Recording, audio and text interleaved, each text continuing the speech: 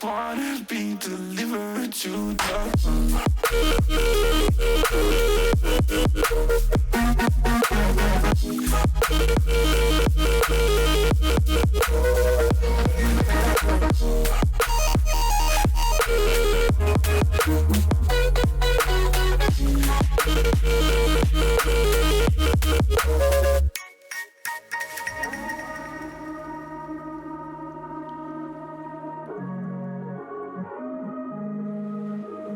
I wanna be delivered to the rock.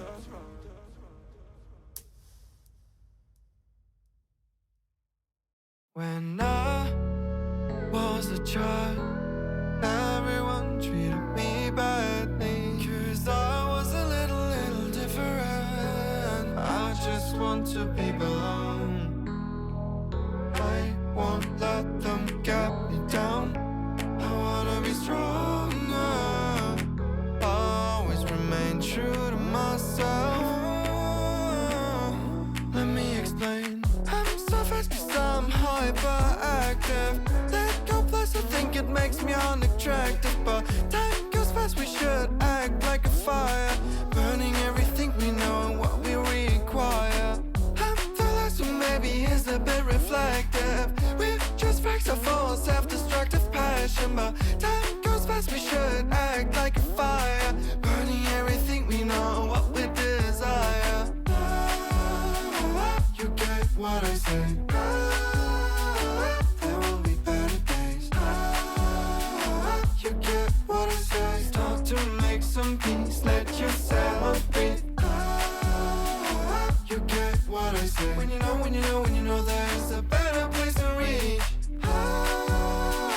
There will be better days. Don't get yourself seized, let your feelings ease. How can me finding myself? I wanna be here at the moment right now. I'm taking my fear and make it disappear. I'll make it work good and I'll show you how. I won't let them get me down. I wanna be stronger, always remain true to myself. Let me explain. I'm so fast 'cause I'm hyperactive. Let go plus I think it makes me unattractive. But time goes fast, we should act like a fire, burning everything we know and what we require. I'm the last one, maybe is a bit reflective. We're just facts of all self-destructive passion. But time goes fast, we should act like a fire, burning everything we know and what we desire. You get what I say. There will be better days. You get what I say. Start to make some peace, let yourself breathe. You get what I say. When you know there's a better place to reach. There will be better days. Don't get yourself seized, let your feelings ease.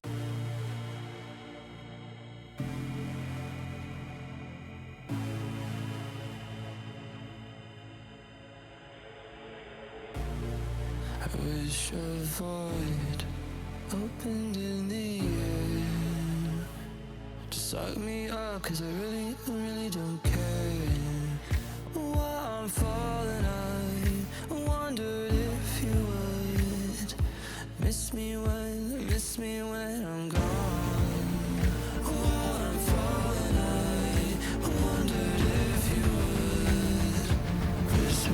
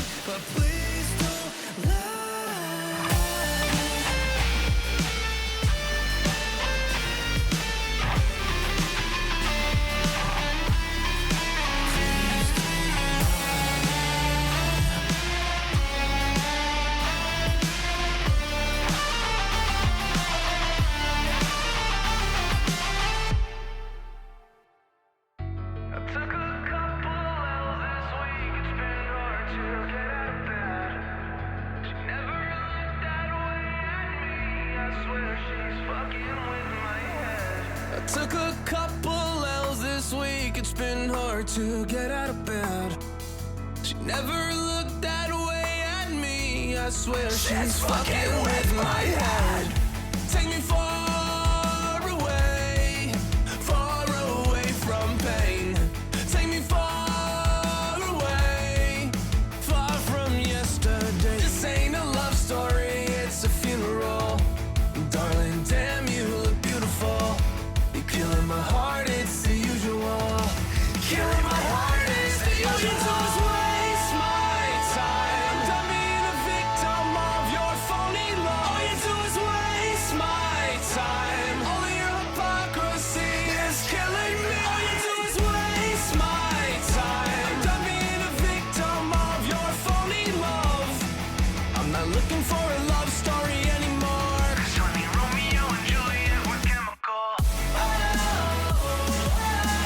This ain't a love story, it's a funeral. Darling, damn, you look beautiful. This ain't a love story, it's a funeral. You're killing my heart, it's the usual. There's no signs of stopping now. She stares at me from the ground, like it lives with him, just trying to tear me down. In this evil game, she's proud, living in my head rent free, knowing that she's killing me, she's killing me. All you do is waste my time. Yeah, yeah, yeah. All you do is waste my time, yeah. All you do is waste my time, yeah, yeah, yeah, yeah, yeah. I'm not looking for a love story anymore. 'Cause honey, Romeo and Juliet were chemical. This ain't a love story, it's a funeral. Darling, damn, you look beautiful. This ain't a love story, it's a funeral. You're killing my heart, it's the usual.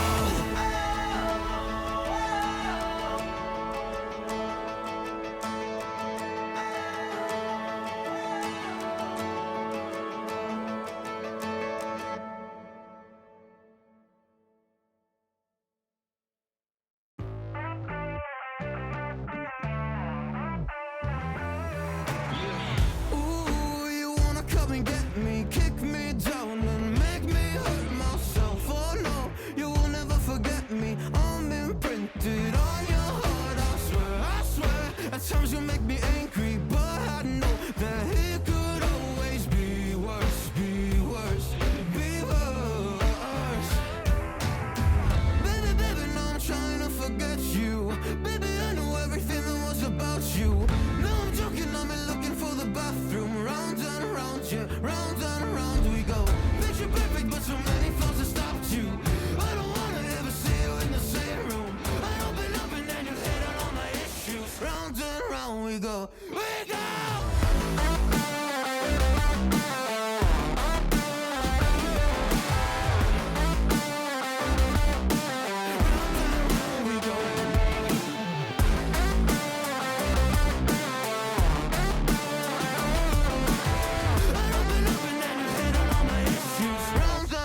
We go. Didn't think you would ever believe in me. Now I see your colors, now they're in my dreams. Do I need a touch of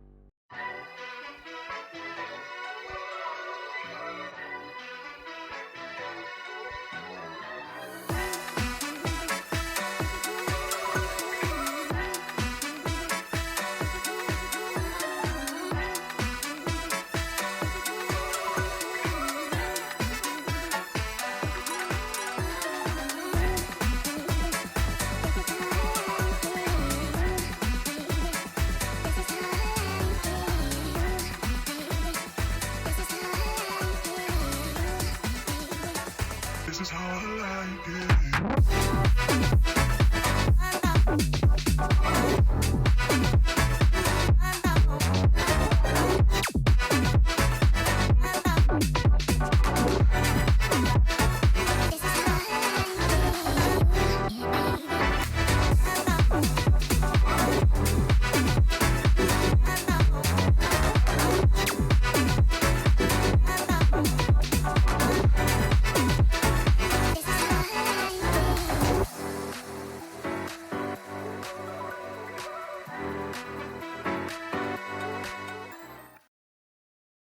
Welcome to Blitz Gaming. Sorry, I've been cast 2 minutes.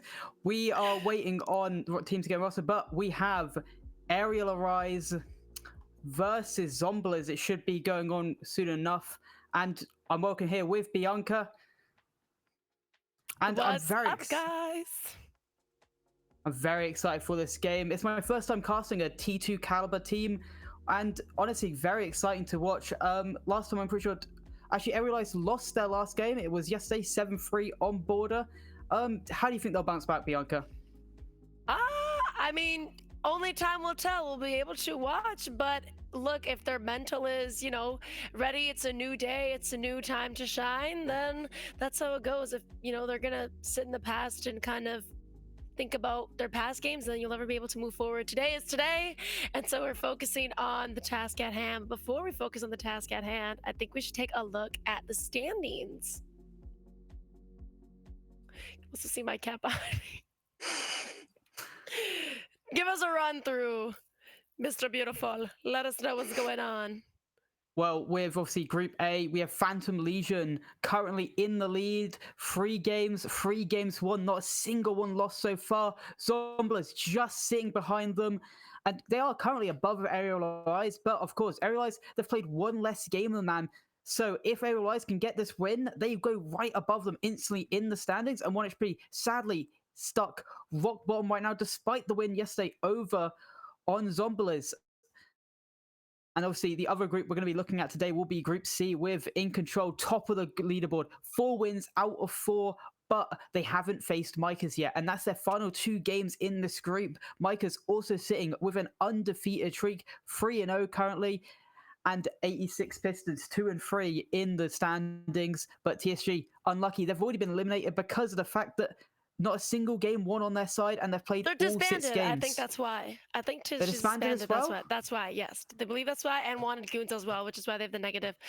Yeah, like wanted goons is disbanded. Yeah, it's very unfortunate for those 2 teams. Obviously, Group D we may be seeing. We don't know at the moment yet. All right. But I was going to say, continue.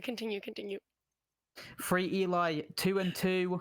But here's the game we have before us, and these are the rosters. Do you want to run through them, Bianca?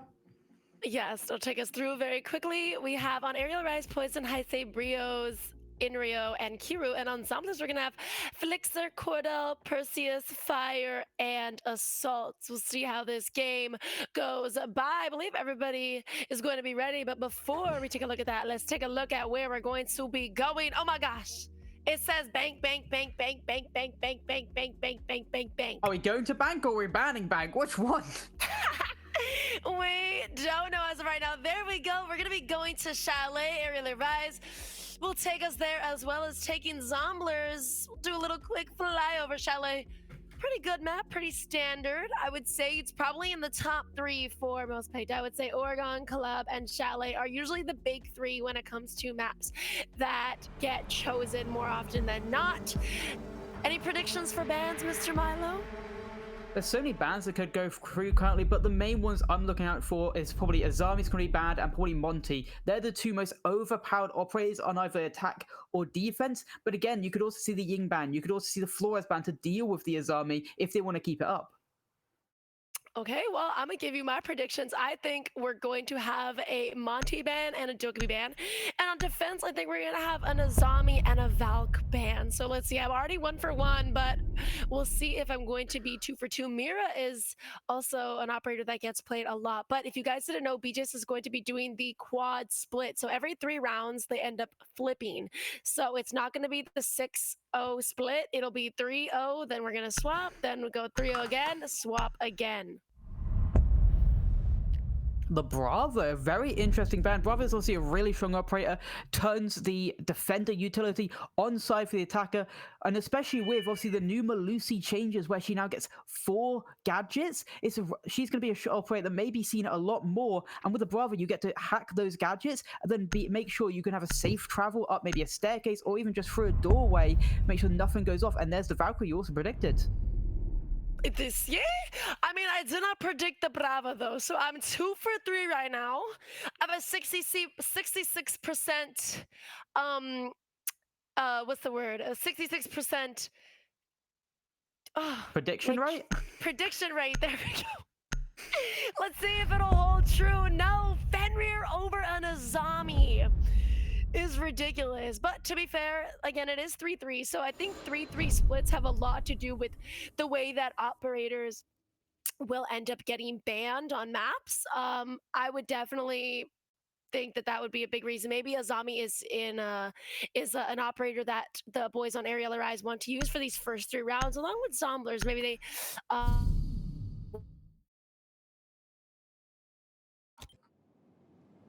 Attackers need to locate and defuse bomb.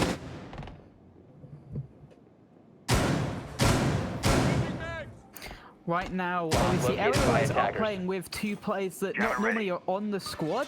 It's, you'll see Mike W isn't playing tonight. It will be Kiro and Heisen over Snake and Mike W. It's very interesting changes. Obviously, Snake, a standout player for Aerial Arise, and that may also warrant...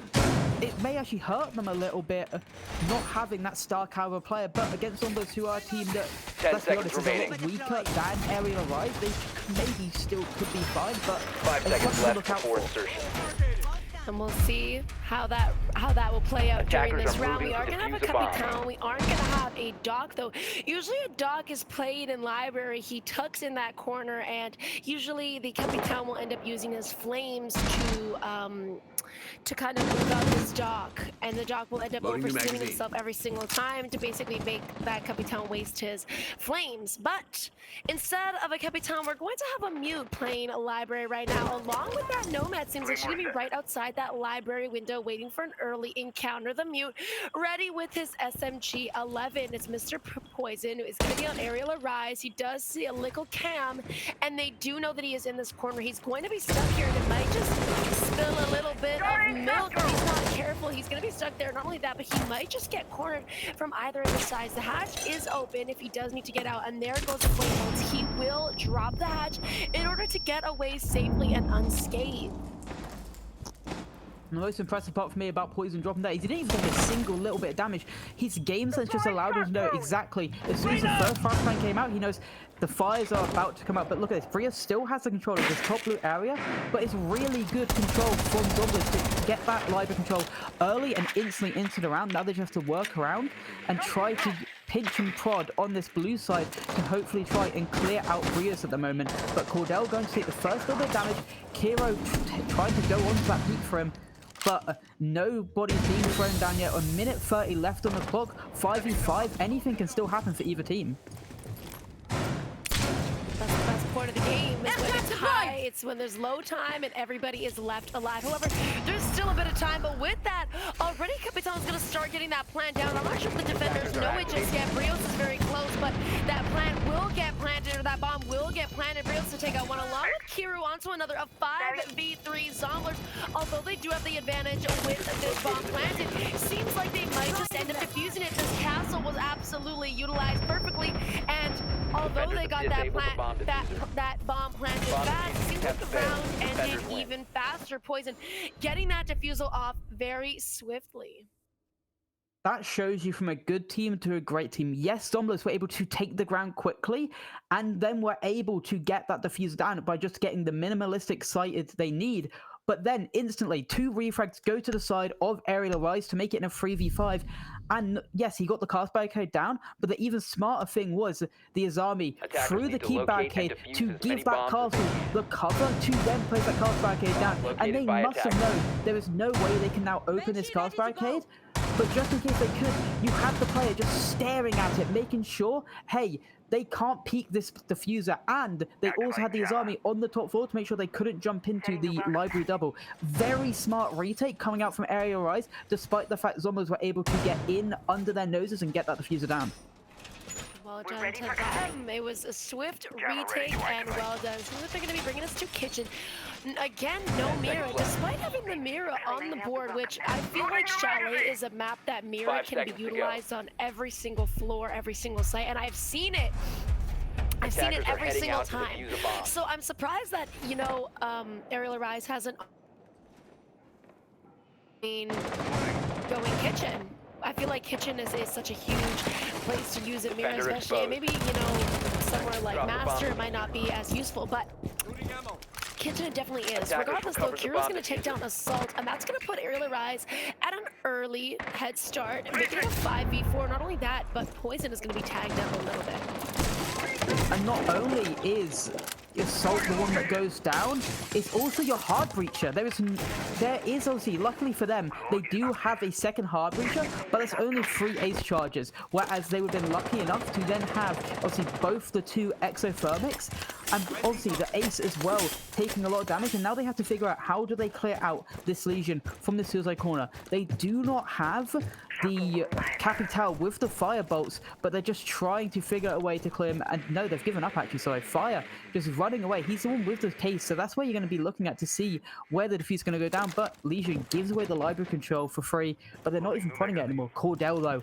looking for this dirty play down in the basement to try and get up just maybe a free pick, and he's going to be able to walk up maybe the says it. No, there's vertical below, and the Brios know that it was going to be happening, and that just seems like it's Zombies. They're just kind of slowly dying out. Nothing really happened. They don't have any map control, and they're just trying to figure out where these players are.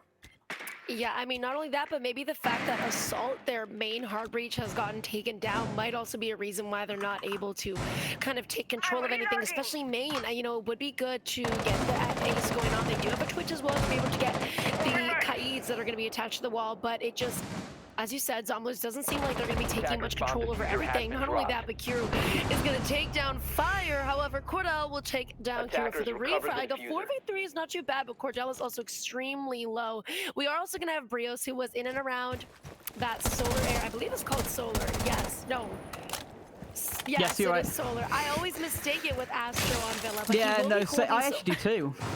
Yeah, but he will still be holding it down, so we'll see how far I can take it. There is going to be some vert above, and I'm sure Cordell kind of has an idea. Not only that, but Inrio isn't even peeking. He's just going to wait for the sound cue to come in, which is the best way. He doesn't have to over-peek, doesn't need to think about anything. Hero, though. Such HG just dies to Persis will die to the Legion Mine. Poor boy. And unfortunately, Zombies are going to be at a 2v4. Can we make it a 3v4 or a 2v4? Oh my god, I can't speak. Regardless, Rios is going to take down one, and Inreal from above, that vert, and he's been holding this entire time. Going to take down Cordell. That's going to be unfortunate. And that round just did not seem like it was going in Zombies' favor at all, but mind me skipping on my words a little bit. Yeah, even beyond the grave, Kiro having an impact with those Legion mines that have already been placed down. Such low XP, just able to just tick away from it, and then there's just nothing they could do. I think the problem was obviously that opening pick. Losing your main hard breach like that so early on will always hurt a team in a massive fashion, but now we will be seeing the basement bomb site not opting to go for that top floor at all from Area Rise. Maybe they will on their second time round on defenses, but at the moment they will be that defense, and it's looking really bad from Zombies. Yes, they're able to get some of the control they need, but it just feels like they're really slow to the races, just not able to get the map control in time to then set up and execute. They just seem a little bit lost. Hopefully they can be able to regain a little bit of their composure. Just like, I mean, it's not impossible, but last round was definitely just uncoordinated, to say the least. One person, you know, fell, and then it just didn't seem like the team was able to kind of bounce back from everything. I think a big thing is being able to get refrags, and that early pick. I mean, it's kind of hard to get a refrag when you're just absolutely spawn peaked and, you know, blasted to oblivion. But we'll see what this round entails. We are going to have a mirror, though, and although they did go base, in which I'm quite surprised, because usually upstairs in Master is usually the site that teams will opt for before they even go at Master. I mean, before they even go down to the basement. But with that, Brios, early easily taken down, along with Mr. Kiru, who just ran out for absolutely no reason. I'm not sure why. The boys on Aerial Rise are trying to get some quick refrags after their friends end up getting first picked from watching Peaks. Oh my god, I can't even speak. But anyways, trying to get the refrags doesn't work out, and instead we're gonna have 2 people already down on Aerial Rise. I believe it wasn't even like 30 seconds into the round, it was already happening. So 3v5. There is also gonna be a cam on the mirror. She better be careful. Yes, it's great information coming out from Zombies, but also a great read into how aggressive AIs have been being in all of these rounds so far.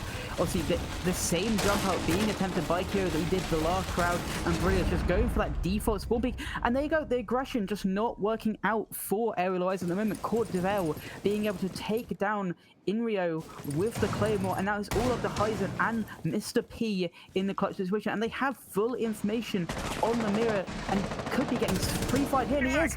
Perseus taking out Poison, a 1v5 for Helson. The current, I don't know if he's a sub or a tryout, but it's all up to him against the 1v5. He at least gets one.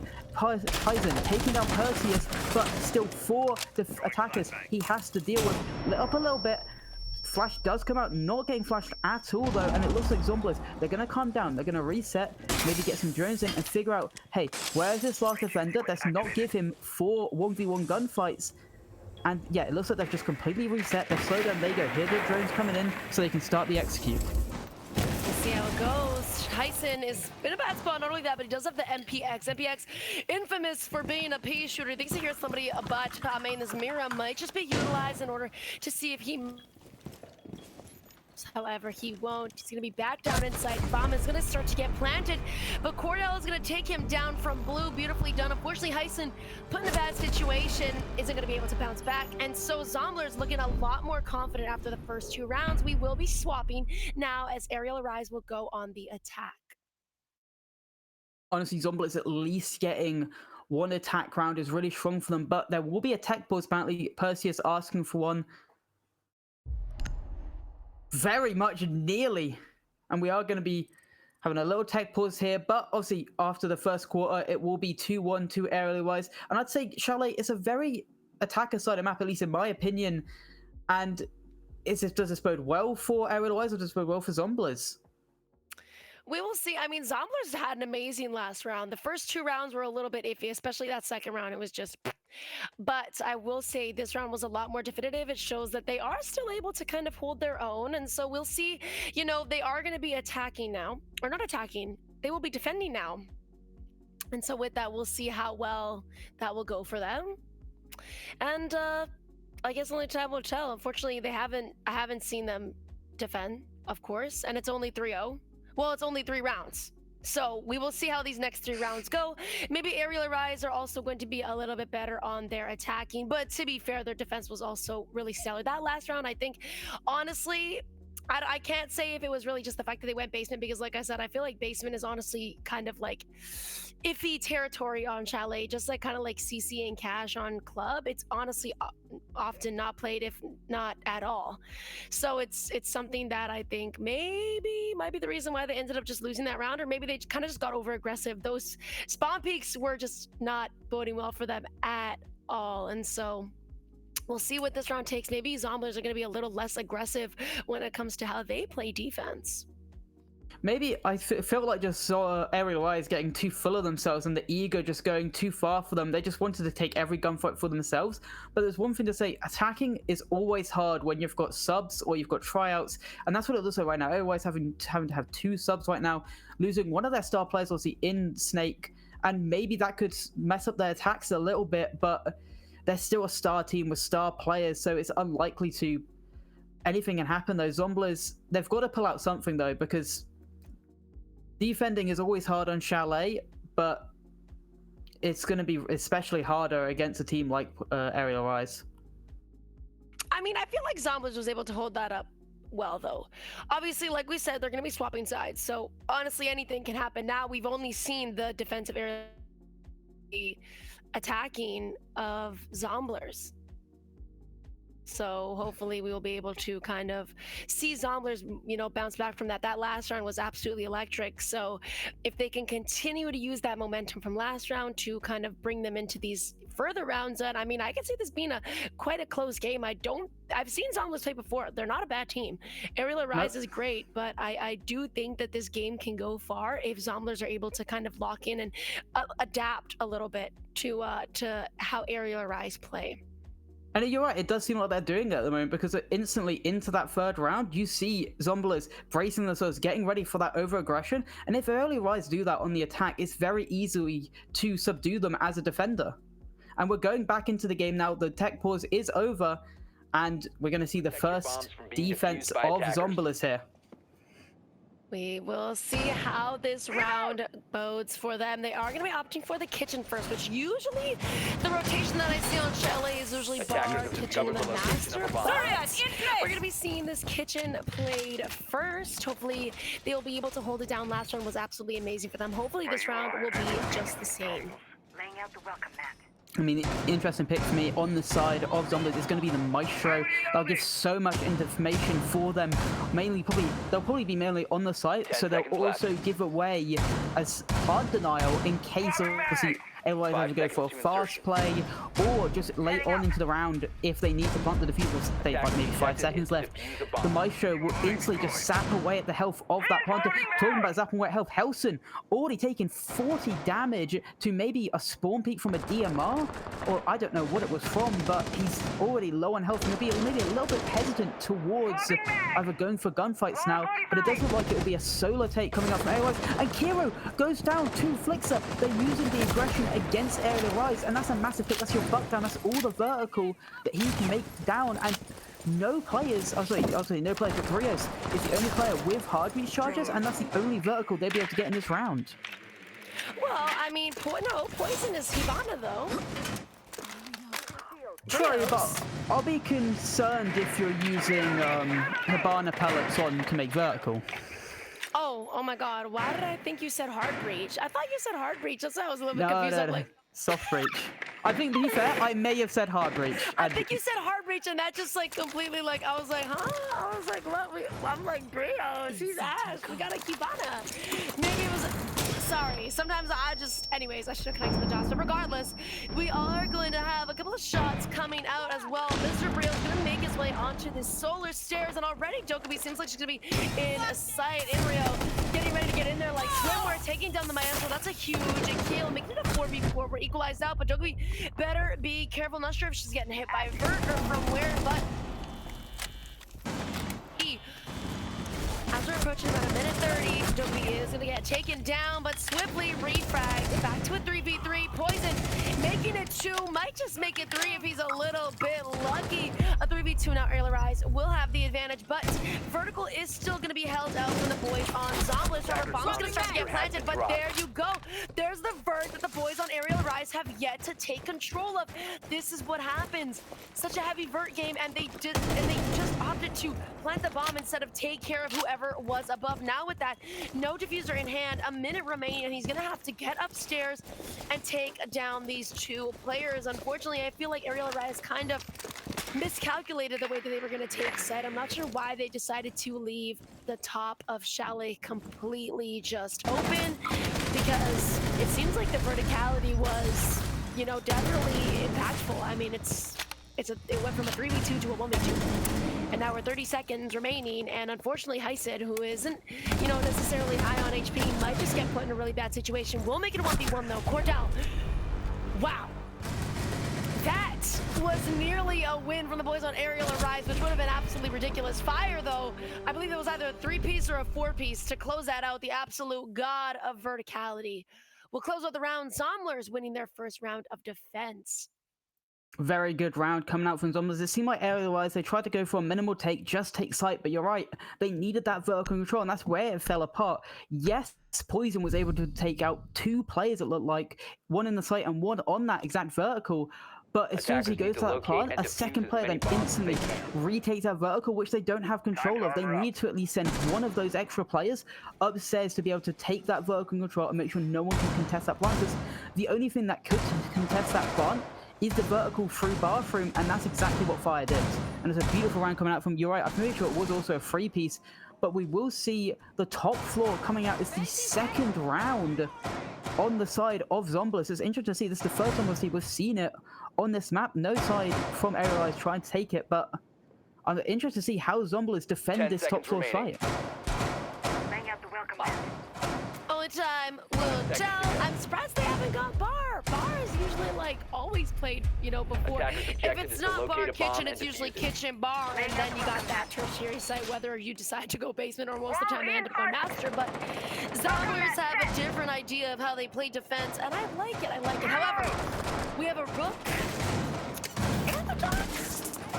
I mean, I've definitely seen some sort of strategies, but I can't lie. Seeing a rook definitely takes me by surprise. I feel like an operator like a zombie, considering that she isn't banned, would have been a lot better, especially holding out library. But regardless, Kiru taken down very fast, and it seems like Percy is also going to be a little bit of low HP. However, that dog should do just the trick. He's calling. Better pick up Perseus, get your HP back, and we're still over 2 minutes in the round, and already an operator comes down, make that 2. Blake starts to take down Hyson. It feels like Aerial Eyes are just trying to take these 1v1 gunfights against Zomblers, but the problem is Zomblers have so much utility with them, it just makes their fights a lot easier, and it just feels like Aerial Eyes are just not respecting Zomblers enough. They're not giving them the respect they deserve, and they're just trying to just take this map fast, take this easily, and they go, Brius has gone down, and so is Poison. It's actually a double down. It's Attackers all have up to recovered their Inrio on diffuser. this Dokube, on this K9, but no, Poison got himself up. It was only a frost mat. And that's a 2v5 hit, and he's looking for this pick on Miss Malusi, and I don't know if Malusi actually knows that he's there. No, the phone call goes out. Poison going around the corner, but it's an easy pickup from Fire. As I say, he's low HP, but the amount was a headshot coming out from Fire, and that was all up to Inrio in this 1v5. And Aerial Eyes, they need to change something right now. They need to grant Zomblers the respect they deserve, because they are really just losing the rounds because of over-aggression, over-ego. And if this keeps going the way it's going, they could easily just lose this map outright, and that would not look good for them in the standings of BGS in their group stage. Yeah, this is unfortunate. I'm not sure if maybe it's this Aerial Rise's over-aggression or what it is. Seems like Rook has been overstimmed. I'm wondering what it's for. Same thing with the Malusi. Are they just going to be wasting out their dog stims? That seems like the case. Inrio, seeing if he can bait outside this K9 window for any kills, but I hope that Zomblers is a little bit smarter than that. Hopefully, they're just going to hold it out and basically wait for this round to be won. I mean, it is very possible that Aerial Rise can win this, but I mean, with 35 seconds in a 1v5, let's be realistic with each other. I don't think that's happening. And unfortunately, I think that boys at Aerial Rise should use this time to kind of think and talk to each other. This can kind of be basically like a little bit of a timeout. It's a 1v5, obviously, nothing's... And so I think that they should really reevaluate the way that they're attacking. Their defense was great for the first 2 rounds, ended up kind of, you know, getting a little bit wobbly after that 3rd round, and now them attacking is just, it's beyond lackluster. I don't even I feel like lackluster is still a bit of an overstatement. This is a little bit, it's saddening.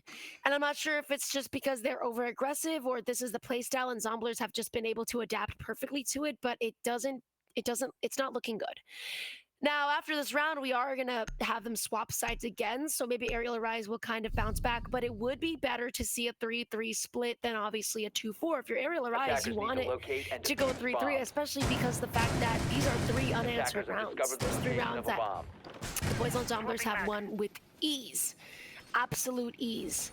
And minus, you know, the round that they ended up going kitchen, but, you know, regardless, Fire made the play. And so it would be nice to, you know, hope to see Aerial Rise kind of change the way that they play a little bit and maybe kind of adapt a little bit better and kind of take Zomblers by surprise. If you actually look at the scoreboard on the side of Aerial Rise, only 1 player currently going positive on their side in Inrio, and they just need some of those star players to just kind of pop off a little bit more, because it just doesn't seem like they've woken up or up to the races at the moment. Bria's 2-4 right now, and he's got to say probably one of their best players in the lobby, but they just need to calm down. They need to take these executes, start getting ready for them, and instead of just pushing in the building with like no utility around them or even no drones around them, it just seems like they're pushing them blind, just trying to take these 1v1 gunfights, and it looks like they are going to calm down. You see the Capital, and that's obviously to get rid of this dock that normally, it's not even the dock, it's interestingly enough, it's going to be the new recruit in Sentry playing in this suicide corner. Does he have the... There is also the dog, but Perseus gets the opening kill onto Mr. P. That's your hard breach down, and it's Diffuser down in the basement. Diffuser out, Kiro's down. It's now a 5v3. It's already looking unlikely for Aerial Rise to make this 4-2 on the half. Oh, sorry, 3-3 on the half. Yeah, this is a little bit more than disappointing. I mean, it is still 3v5. There is 2 minutes remaining in the round, and it seems like whoever might have been blue might be flushed down a little bit using that Flores drone to get rid of that shield, but it doesn't seem that good. Along with that, top mez still is a bit of an issue, and it seems like Brios is going to have to deal with that. Not only that, but there is going to be a dog plane in library. Not only that, but I will also say that the Capitan is down. Or not even down, but he's just gone. Which honestly isn't something that you want to see, especially considering the fact that Library still is in control of the boys on Zomblers. I'm not sure how Aerial Rise are going to be able to kind of, take this back in their favor, but it seems like the drone work is minimal, and it seems like no refrags are coming out. I'm not really sure how these boys are getting picked, but when they get picked, they're not getting anything else from it. They just die, and that's it, which isn't how you want to play Siege. Not only that, but Fire to take down Heisen on the roof. What a ballsy shot to try and take, and yet he takes it successfully without even a scratch of damage to show for it. It's unfortunate the way that Aerial Rise are falling down, and this might just be a flawless if Brios doesn't get a kill, which he will end up getting. But how long will this last? It is going to have to ace if he does want to win this out, and 45 seconds, it just seems unlikely considering the other rounds that we've seen play out.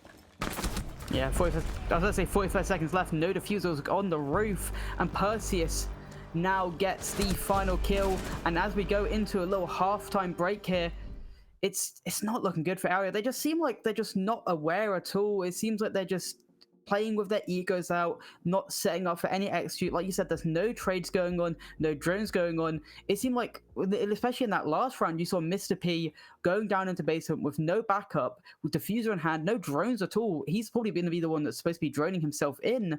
But as soon as he gets fragged out, that's your diffuser down, that's your hard breach down, and that's first pick gone onto the side of Zomblers.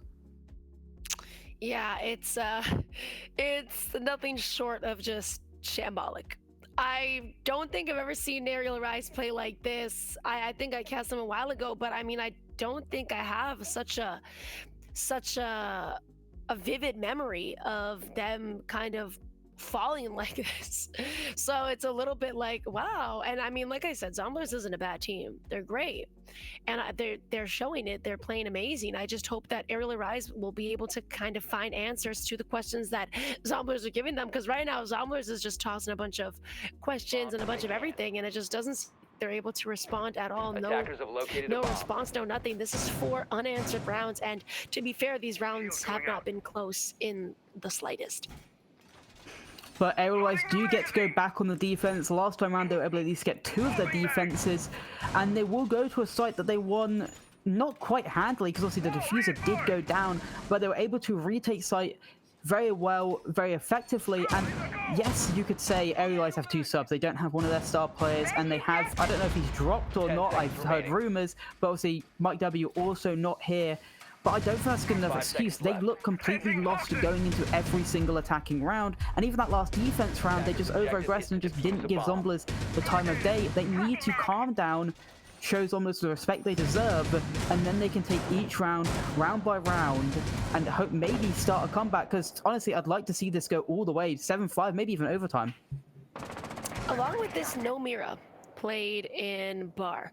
I mentioned it before, but I think that Mira is such a crucial operator, especially on Chalet. So I feel like it's so odd to see that she's not banned, but they opt not to use her at all. However, of course, having this Azami makes sense. I'm glad that they're bringing the Azami without the Mira. I mean, I feel like you should have an Azami. I feel like that's kind of a given. But anyways, see, I would opt to have a Mira instead of a Kaid. But anyways, I digress. Moving forward, we're not here to talk about what they have and don't have. We're here to talk about what's happening right now. Luckily, no picks have come out in the first minute, thankfully. And it still seems to be a pretty tight game. Library should be their main priority right now, the boys on Zomblers, as they will need to kind of clear that out to get rid of any sort of vert. Aerial Arise, infamous for not getting rid of Vert, at least on this map. And so we'll see if the boys on Zombies will be able to kind of get rid of what they need to as we go through. But regardless, Poison to take down Fire. It's a big contributor to the boys on Zombies. A 5v4, Aerial Arise will finally have the ball in their court and in their favor. Now, they just have to make sure they play their man advantage, and they do. A beautiful shot from Kiro, and now that is your Twitch down. There's no way to... But in Rio, maybe a little bit of over-aggression there coming out, but they're still luckily in the man advantage thanks to that pick just come out from Kiro, and now they have to try to figure out what they can go for. And it looks like they're maybe going for this fast plant again, because Warden, he's not in sight, but he is able to take down the ace of Flixer. And now it's all up to Assault and Perseus to take those one. Fireball, I'm pretty sure actually missed. It's gone outside instead. Now he's going to be going for this quick plant again. But Poison is watching the doorway. It's all up to Perseus. And now 1v3, a really good shot onto Kiru. He's looking for this pick onto Poison. Does he know there's still a player top blue? He doesn't. Brios gets the final kill on the round. And there you go. Arrows with a really strong round. Playing passive, playing into their, using their utility to make sure the Zombies had to push into something and work a way around something, but it's really good picks coming out from Aerial Eyes. Finally, after 4 rounds, they've won one. I'm not gonna lie, I'm not sure why that Capitan decided to just kind of walk in the window. Like, I don't know if they had a drone and split, but I'm sure they didn't. If they're just gonna walk in Attackers need to locate through that and double defuse as many window bombs as they expecting can. not to get shot, usually there always is a player playing split. And I mean, if you're gonna hear a firebolt come out and you're gonna hear a smoke go out, I'm sure you're gonna absolutely know where it's coming from. So I feel like that was definitely a misstep on Zombler's part, but I'm glad that Aerial Rise were able to win out that round, because these last 4 rounds were shambolic. They were just absolutely ridiculous. And so we'll see Aerial Rise go back kitchen. They're doing that rotation again. And I wonder if the next time, if they do end up winning this round, if they will end up opting to go basement again, or if they will end up going upstairs. But regardless, again, no Mira. With this, we're gonna have a lot of wall denial. I see a Mute, a Kite, and as well as a Tubanao. Attackers are moving out to locate a bomb and defuse. Kiro looking for an aggressive play off the back, and that's your 2-bro. It's interesting to see him go for obviously this early jump, and it looks like they're ready for it, because it seemed like the attackers already pre-aimed on this window, because they're used to it. They're used to otherwise going for these aggressive plays, but he's just stalling a little bit, maybe just waiting for a sound cue, or maybe for a camera to be outside. And Corvell, he is close to that window. But Kiro does get one. It's a beautiful pick, and that's your Capital. That's your execute operator down already onto the board. And it's Assault. He's 0-5 right now. He's just not really woken up to this game currently.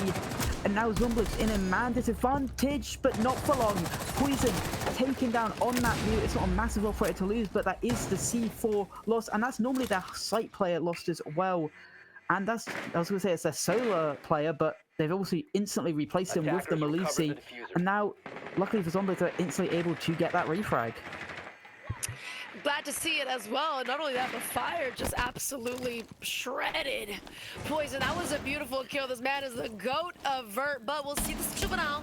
Mr. Kiro is going to get a little bit aggressive. Not only that, but at least we're going to have the Capitan there, Heisen there, for a little bit of added pattern. Little bit of a safeguard in case he does get taken down. At least he can have a little double swing, and I think he is well aware there is going to be 2. Fire gets taken down, or takes down Heisen, but will get taken down immediately after by Kira. So like I said, that little refrag will come out. It's good to see that the boys are playing off of each other. That's a good thing, and that's what we want to see. We want to see the refrag coming out, because the rounds that they have lost, it didn't seem like any refrags were kind of in the works at all. Aerial Rise, just over a minute remaining, and will still have the man advantage, but scratch that. Cordell taking down Kiru. A 2v2 is what we're left at. A little bit of over-aggression coming out from Kiro, but he made a really smart play that wasn't really picked up. It was the fact that he tuber-out the top of, what's it called, trench door, which then allowed the Cade to run out, kill the player on big window, because obviously the two-brow completely disrupts any electronic device, and if there was a Nomad on that door, it wasn't activated anymore because of the two-brow, and you wouldn't hear it be shot, you wouldn't hear anything go off because of the fact that it's just deactivated from an ice gadget.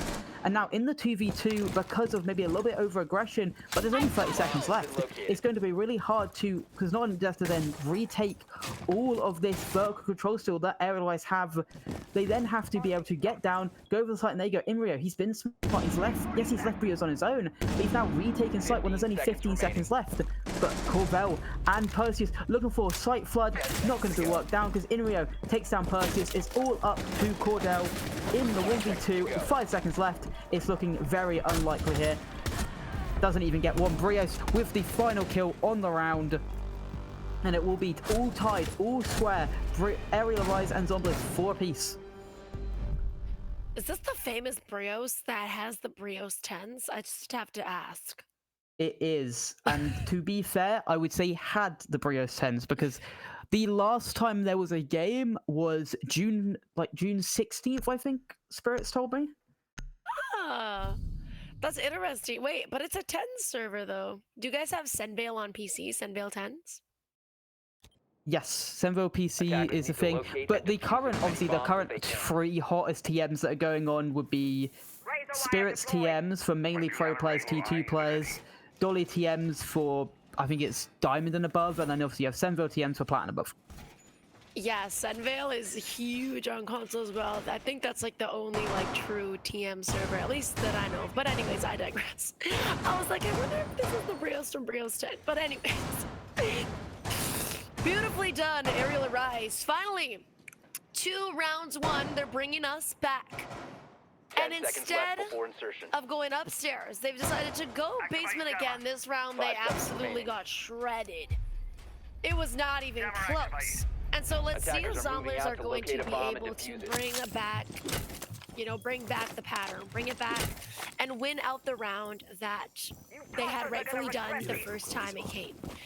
Again, we're gonna have a Tuba now, along with a Kaid and a Maestro. I like that. Think he's good. I think Maestro's really good for Bank too, but you don't often see Bank. Anyways.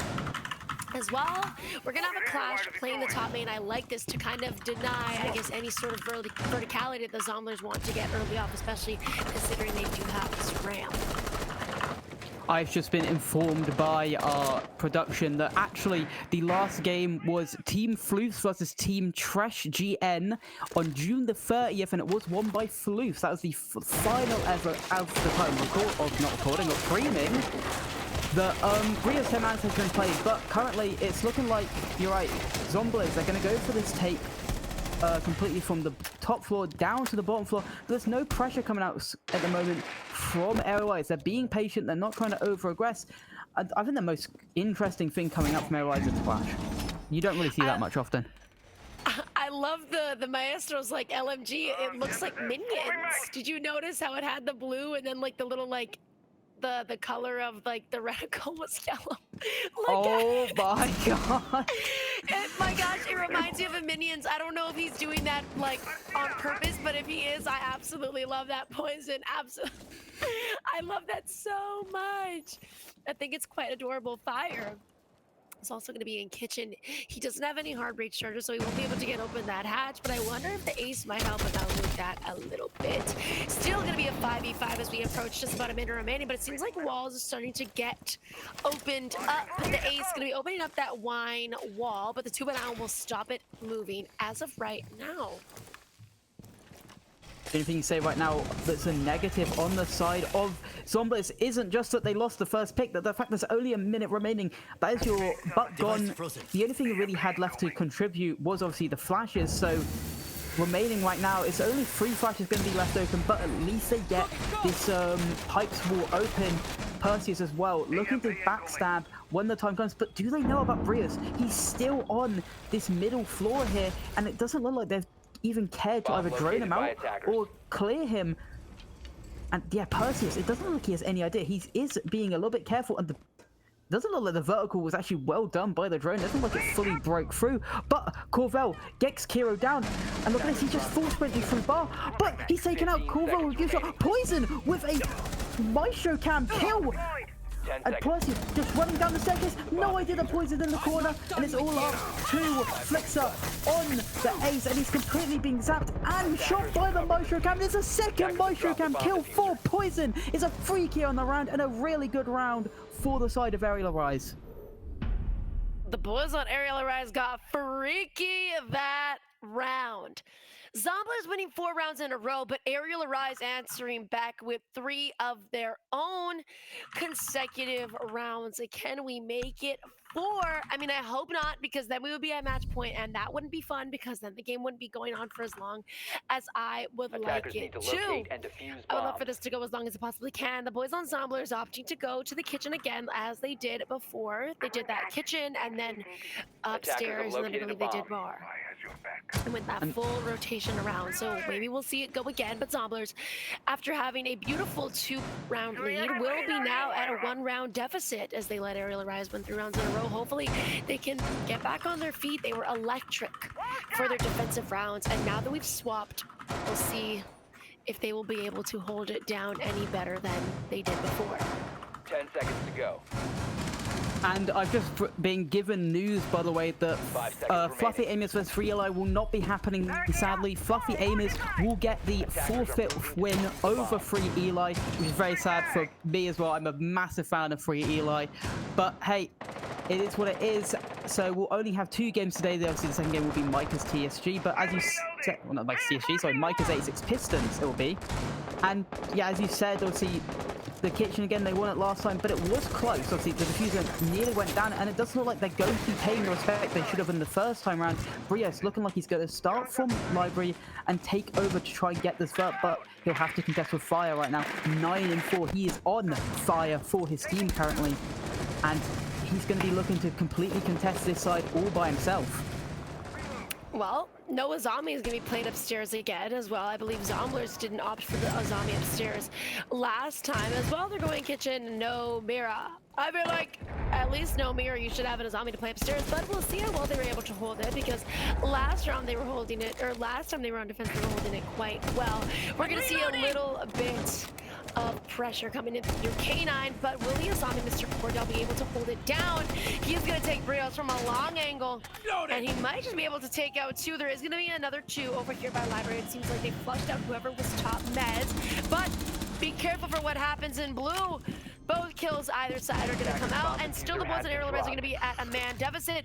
Make it a 3-man deficit, as Mr. Inrio is going to be left in a 1v4 with a minute and a half remaining. It's not looking too good. He is going to be in the basement, and he will give a call out to figure out where the defenders are, but we'll see how long he's able to hold out for this round, because it's not looking likely. Zomblers, after their a little bit of a, not shambolic, but a little bit of a disheartening and disappointing attacking round. It seems like the defenses are always up to par and to the best of their abilities. And near wallbang comes out from that, losing 9 HP. Fire! Be careful, he's playing a little bit too much of the fire, but with these castle walls closing him off, it doesn't seem like it's going to be likely he's going to be able to get in there without making any noise. Regardless, he takes down 2, a 1v4 to a 1v2, and there is still a minute remaining in the round. You cannot make this up. He might just win this out. Not only that, but he is Dokkaebi. He doesn't have any ringers left, so he won't be able to call to find out any of the defenders' positioning. Regardless, though, he's going to make his way to site, and the Maestro better be careful down these blue stairs. I'm sure he's feeling a little bit scared. Regardless, assault to find a pick onto Inrio. Beautifully done, but I will have to give credit where credit's due. Inrio, amazing job at nearly bringing it back. Yeah, very nice shots coming on the opposite side of that vertical being played, but it just felt like really poor drone work coming up from Airwise. They had no idea that the player had rotated down to blue. They just walked in without even looking at him. I don't know what the other skills came out, but obviously they also didn't know about the Arudi holding such a long angle all the way from office. Very nice try from Inrio, but in the end it was just too much to handle, really, because obviously no diffuser in hand, still had 2 players to deal with, one of them even being solo, so even if he did have the diffuser in hand, he'd have to deal with that. So much information being left on the site with the Maestro cameras, and now we'll default all the way back to this top floor bomb site, and last time Zomblers came here, it was a flawless round. I otherwise went for that quick play down on the bottom blue area, and just completely got shut down. And it's looking like, or it's not looking like a very similar strat coming out from Zombler. Still going to be holding this 10 library seconds side, remaining. and it's looking like it's going to be a similar take from Airwise, obviously with that Capital to 5 clear seconds out left.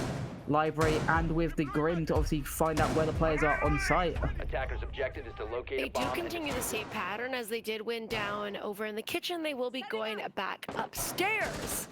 No Azami, but they will have their same setup as before, that Rook and that Doc. We'll see how far this setup will take them. I mean, last time they went here, it did bear them quite a lot of fruit. They did end up winning it, and as you said, they won it flawlessly. So if you read about that, then seems like it was extremely well, but we'll see how the boys on Aerial Rise are able to answer to that. We are going to have Perseus being a little bit cheeky in the kitchen, taking down Brios. That's going to be a fast first kill, but the Buck is going to be on his tail. Unfortunately, he's going to get taken down. Brios, or not Brios, sorry. Perseus is going to get a little bit scared. He's not going to finish off his kill. Here's somebody over by Trench. He knows he's there. They're waiting, but I don't think that they realize he's gone down. Fortunately, oh, seems like he's gonna get taken down by his teammate. He will end up finishing off that kill for him. And I was gonna say, I don't think that they knew that he had rotated around to wine. But regardless, a 3v5 and just under 2 minutes remaining. It seems like Zomblers are doing amazing. I mean, it wasn't a bad play coming up from Airwise. They figured out, hey, this player is completely on his own. Let's isolate him, let's take this 2v1.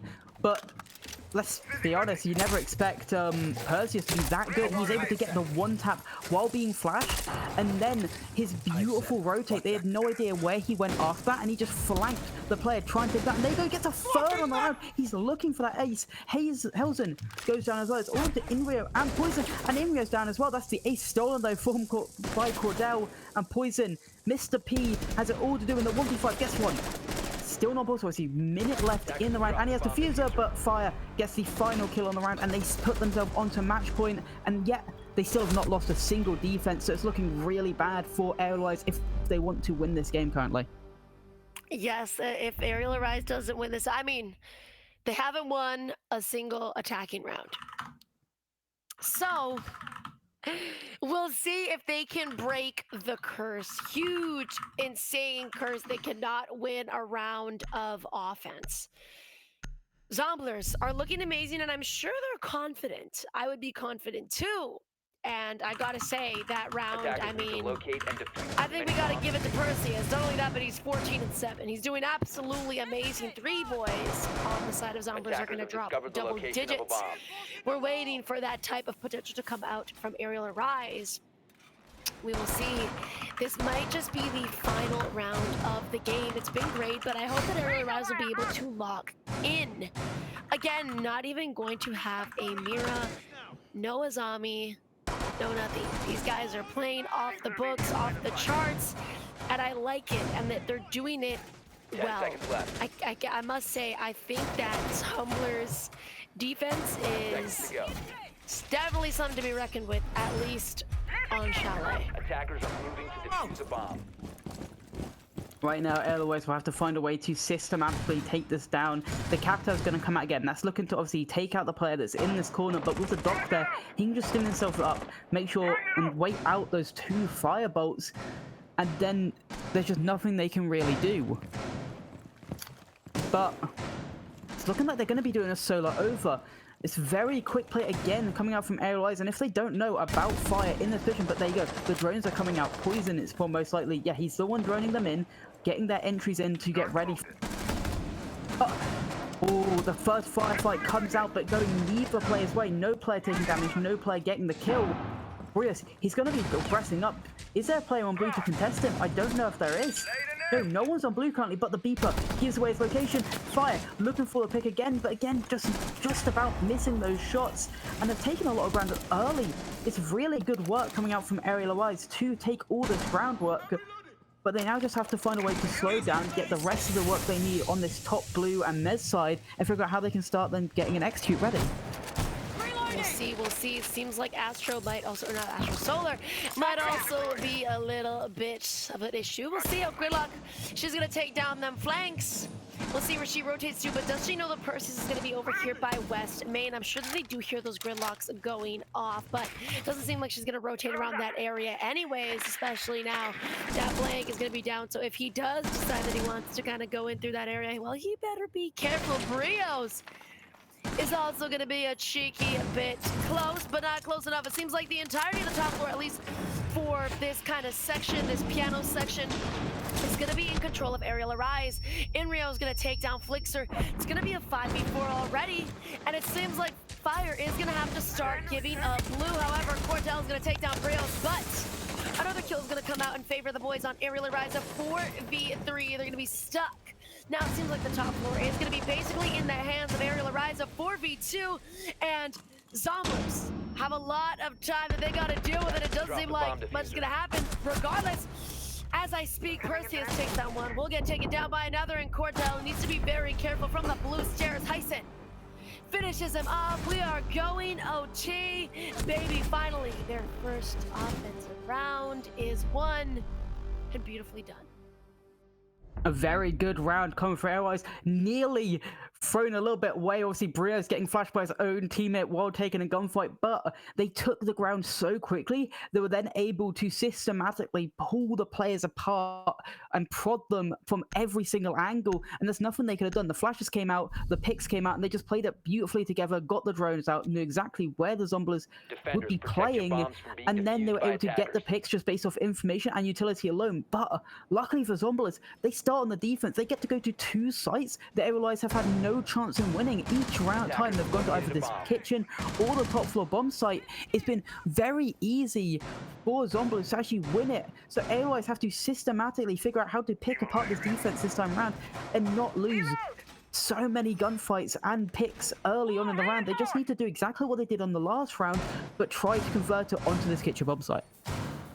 I feel like their defensive setup is different from the other times that we've seen them play kitchen. I don't think we've ever seen a Solus come out, and I don't think we've seen a Maestro come out on their side. So this seems quite new, quite interesting. The castle is the same. It seems like the Aruni is, as well as the Frost, but those 2 new ops, I'm not sure why they would opt to pick operators, even though they've had such success going both in kitchen and upstairs.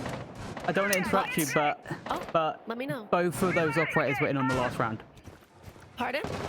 Both Maestro and Solus were in when they last defended kitchen, because they were the 2 people that remained alive, because Maestro got the final kill. Oh, I thought that was on Aerial Arise's side. No, Zombies as well, because you had Inrio go down to the 2v1 and then he got finished off by Maestro. But talking about Aerial Arise, Kira will get the first pick onto that Aruni. And it is going to be a 5v4 in favor of the boys on Aerial Arise. 2 minutes remaining. It seems like the ace is going to get taken down. However, Fire trying to get aggressive. Although he gets taken down, I think it might have been him falling off the roof. Who knows? He will be now put at 20 HP. That is not going to be too good. We'll see how this round ends up panning out. Aerial Arise still will have the man advantage, but Zomblers, still a lot of time. They're able to bring this back.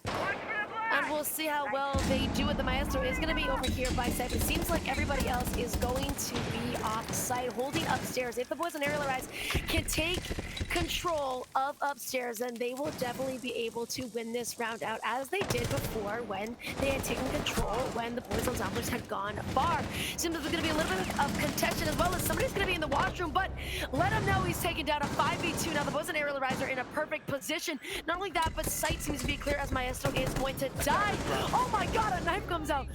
And with that, unfortunately, Flixer, last alive, is going to have to ace this if he wants to win out this round. Tries to take out one, and unfortunately will get taken down from Bert.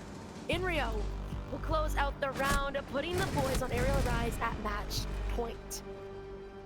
It felt like Aerial just completely has locked in for these last 2 attacking rounds. They're playing smart, systematic siege. They're playing together, getting those ones, and just playing completely off game sense and the drones alone. Poison has said, all right, let me drone every single one of you in, because he's the only one on drones at the moment. He's letting them frag out off base of all the information he's giving them. And now they get to go to a defense or a site that they haven't lost. This is the only bomb site, well, other than was the other one they've gone to, Kitchen. Defenders, They haven't protect lost a your bombs single from one being of these defused middle by 4 bomb attackers. sites, and Zombies, it's looking really bad for them. They were so Attackers close to discovered the being able location to of the get bomb. this over the line, obviously with that bar defense, and obviously with the fact that they were able to start on defense on overtime, but now they're on the edge, and they need to win this attacking round if they want to get this win in overtime and get those important points. It's going to be unfortunate for them. However, we have seen them win attacking rounds. It's just obviously not as prevalent 10 seconds remaining. as their defensive rounds. I believe they did win one attacking round. 5 seconds And left. so hopefully they'll be able to win this out. We did see Aerial Arise break the pattern, so maybe the boys on Zombies heading will out be to able to defuse the break bomb. free from their pattern as well. But only time will tell. Brios is going to be in the basement being very cheeky, that MPX on the Warden.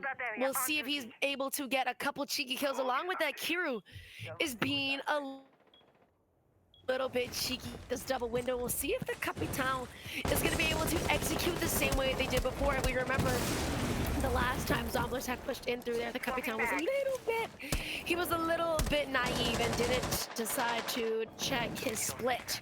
We'll see how well that goes. Maestro back, or not Maestro, sorry. Poison on the Kaid back with his beautiful minion wraps. We'll see if they'll be able to close out this round, or if we might just go to a full double OT. Kiro, though, the first kill onto Assault. The Capitan down 1 and 9. Feels bad, man. And that's the rat play, though, coming out just proned underneath that window. They just seemed like it was another little bit of poor drone. Like, as soon as they were able to then open that window, he just pops up, gets that free pick onto the Capital that's completely unaware. But Perseus looking to jump into maybe this live window to take it, and he's the top fragger in the entire server right now. 15 and 9 is crazy for him. Right now, they get encircling Aerial Rise, though. But with the man disadvantage, it's going to be a lot harder to take out these players from these power positions. Going to be unfortunate. We'll see how the boys on Zombies will be able to hold up, especially now that they are going to be down. And man, the Azami is going to come out beautiful, as it should. And with that, Heisen to take down Flixer, but Fire doing amazing as well. He's been on the board quite a bit of times. He's going to take down Kiru. Still, the advantage is going to be for the boys on Aerial Rise, but we will see how well or what happens next. Cordell, unfortunately, taken down by Heisen, who was going to be hiding in a corner, and it's going to be a 2v4 in the favor of the boys on Aerial Rise. Doesn't seem too good, and it seems like usually the team that ends up having the man advantage will end up winning it out. Fortunately, that shield seems like it's going to be there, and it's going to be there for a while as well. It doesn't seem like they're going to be able to get rid of it anytime soon, and so that top blue is going to be a very big issue. Not only that, but there is going to be an Azami playing top Mez. No drones, at least not many that we can see coming out, but a swing into Library will not bode well for Perseus as he gets taken down by Inrio, who's been absolutely locked in this whole game. Doing great. Fire taking out one. Unfortunately, he's gonna have to ace if he wants to win out this game. It just gets double swung. Inrio to finish him out, and Aerial Arise, although had an amazing start, a little bit of a bumpy mid-game, will end up closing this out, rightfully so, 8-6.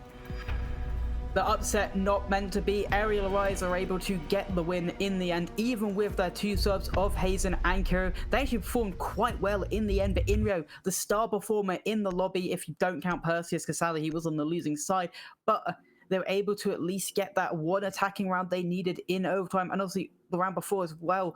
Both rounds just not going the way of Zombies. As soon as Aerial Rise were able to calm themselves down, play behind their information, and play without their egos being overdone, they're then able to win the round, and it's a really good win in the end because they get those much needed 2 points. And Zombies, they still look in a good shape though to get out of the group at the moment.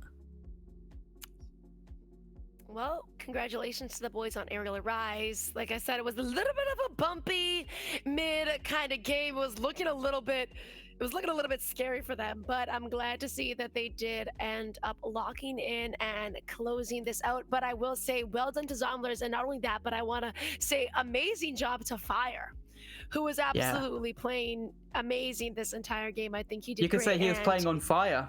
Oh yeah, he was definitely on fire that entire game. So well done to him, and well done to the boys on Zomblers. But congratulations to the boys on Aerial Rise for winning out that game in OT. But A girl like me dreams of OT every time she casts. So thank you for giving us a great game. Well, we'll have to send you to a long break because sadly, obviously, our second game was forfeited, and we're going to try and maybe hopefully push up the game from Micah's and 86 Pistons. But at the moment, there's been no word. So we're going to send you to a long break now, and we can't wait for see you in the next game. Bye, guys.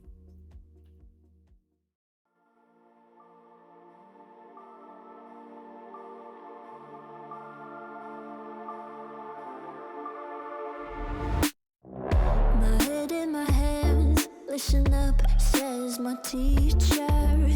In front of the class, he says if you're not a believer, of yours, that's on you. Better shape up and pay your dues. Of my views, that's on you.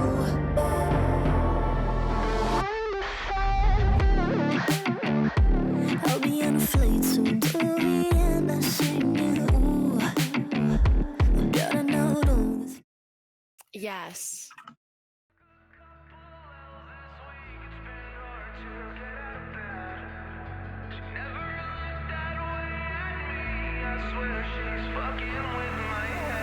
I took a couple L's this week, it's been hard to get out of bed.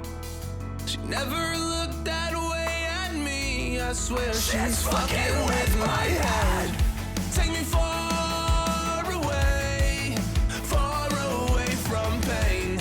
Take me far away, far from yesterday. This ain't a love story, it's a funeral. Darling, damn, you look beautiful. You're killing my heart, it's the usual. Killing my heart, it's the usual. All you do is waste my time. Done being a victim of your phony love. All you do is waste my time. Only your hypocrisy is killing me. All you do is waste my time. Done being a victim of your phony love. I'm not looking for a love story anymore. Romeo and Juliet were chemical. This ain't a love story, it's a funeral. Darling, damn, you look beautiful. This ain't a love story, it's a funeral. You're killing my heart, it's the usual. There's no signs of stopping now. As she stares at me from the crowd, like it lives with him, just trying to tear me down. In this evil game, she's proud, living in my head rent free, knowing that she's killing me, she's killing me. All you do is waste my time. Yeah. All you do is waste my time, yeah. All you do is waste my time, yeah. I'm not looking for a love story anymore. 'Cause honey, Romeo and Juliet were chemical. This ain't a love story, it's a funeral. Darling, damn, you look beautiful. This ain't a love story, it's a funeral. You're killing my heart, it's the usual.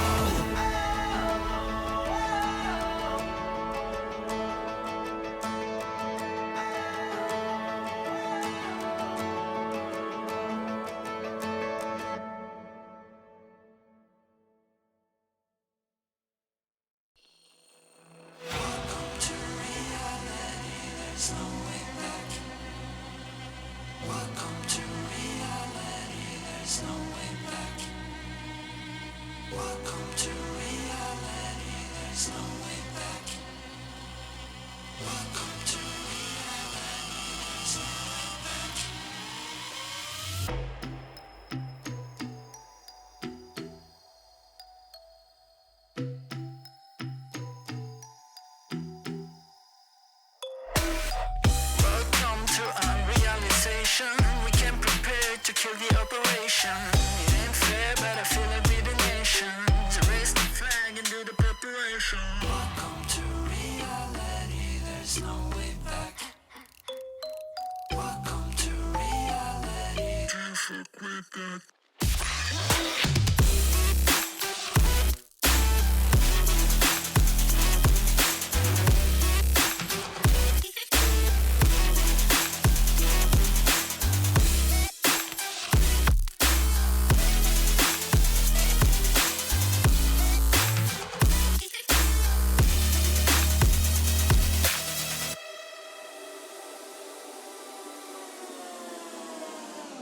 Yeah, it's okay to be on top like forever, man.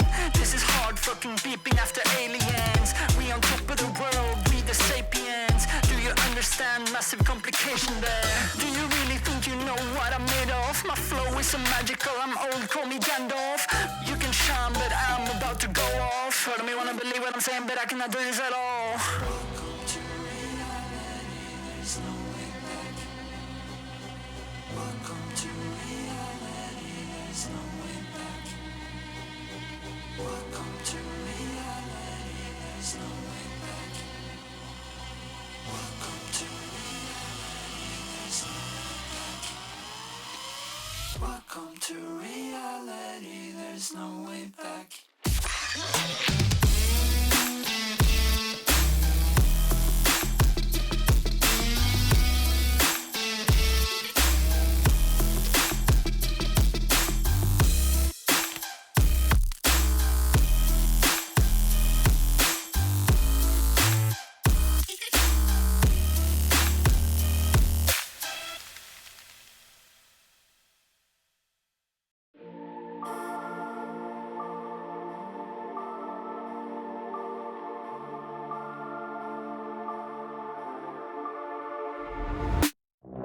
My head in my hands, listen up, says my teacher. In front of the class, he says if you're not a believer, views, that's on you. Better shape up and pay your dues. Of my views, that's on you.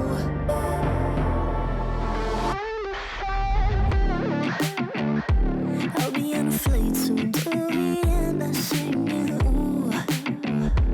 Gotta know all this propaganda, how do you do? Better get it with my own medicine for you. Never gonna make them think I'll stand there. For all the things that I've said, pushing me closer to the edge. And I don't know let loose, don't mind if I do. For all the things that I've said, pushing me closer to the edge. And I don't know let loose, don't mind if I do.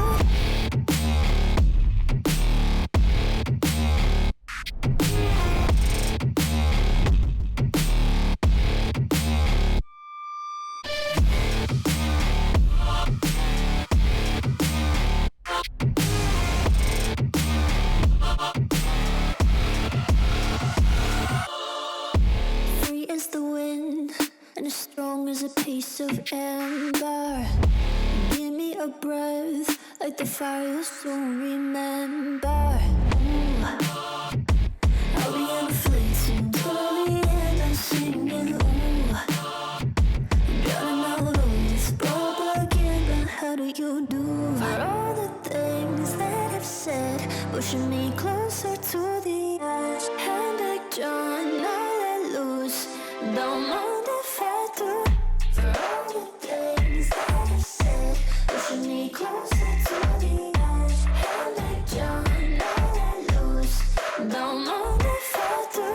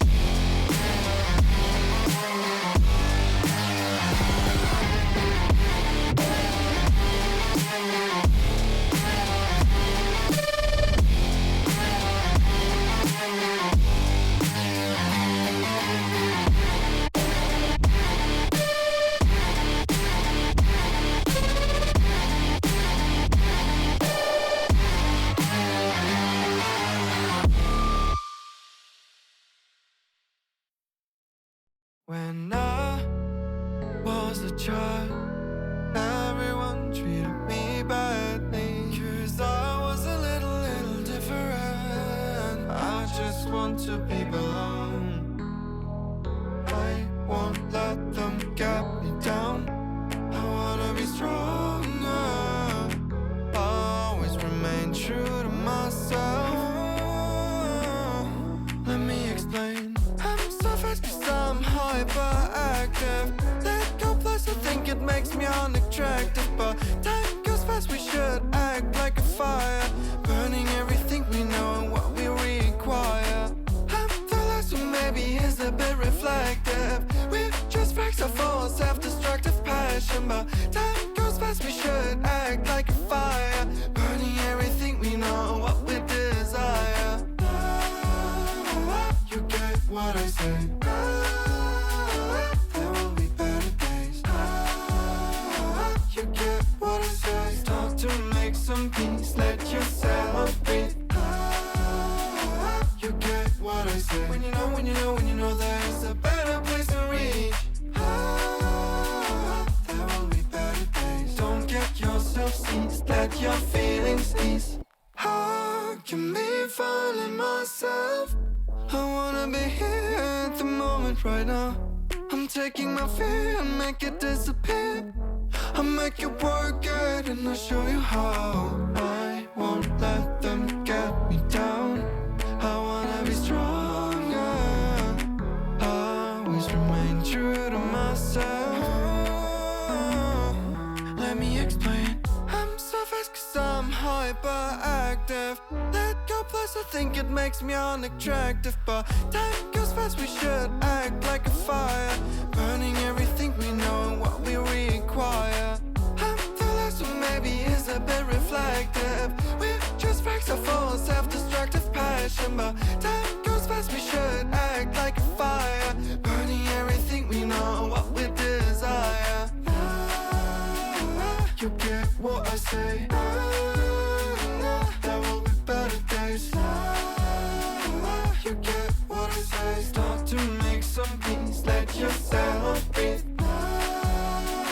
You get what I say. When you know there's a better place to reach. There will be better days. Don't get yourself seized, let your feelings ease.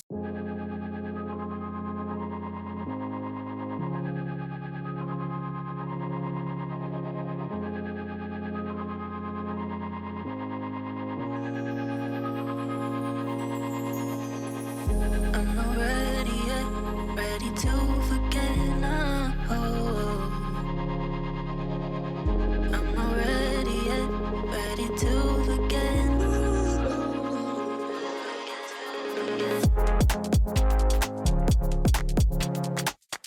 I'm not ready yet.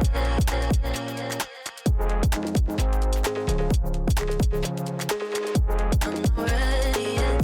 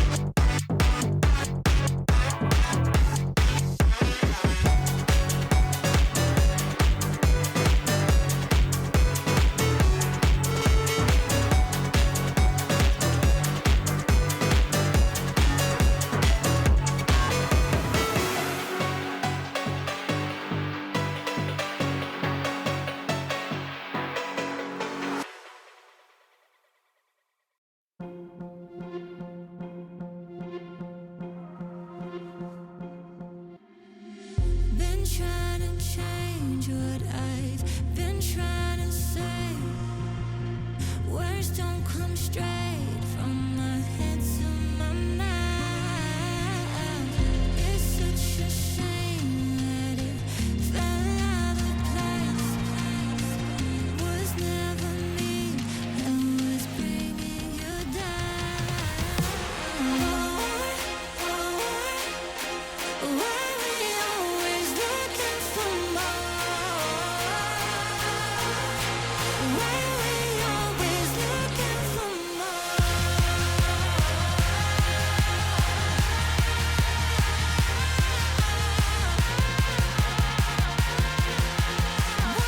always looking for more? Always looking for more.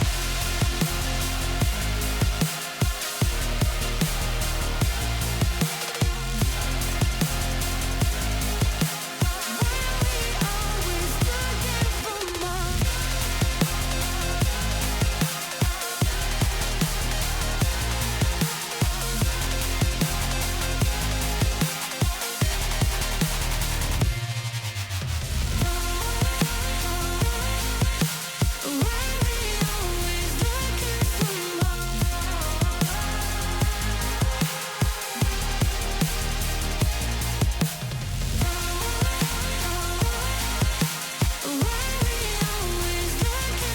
more?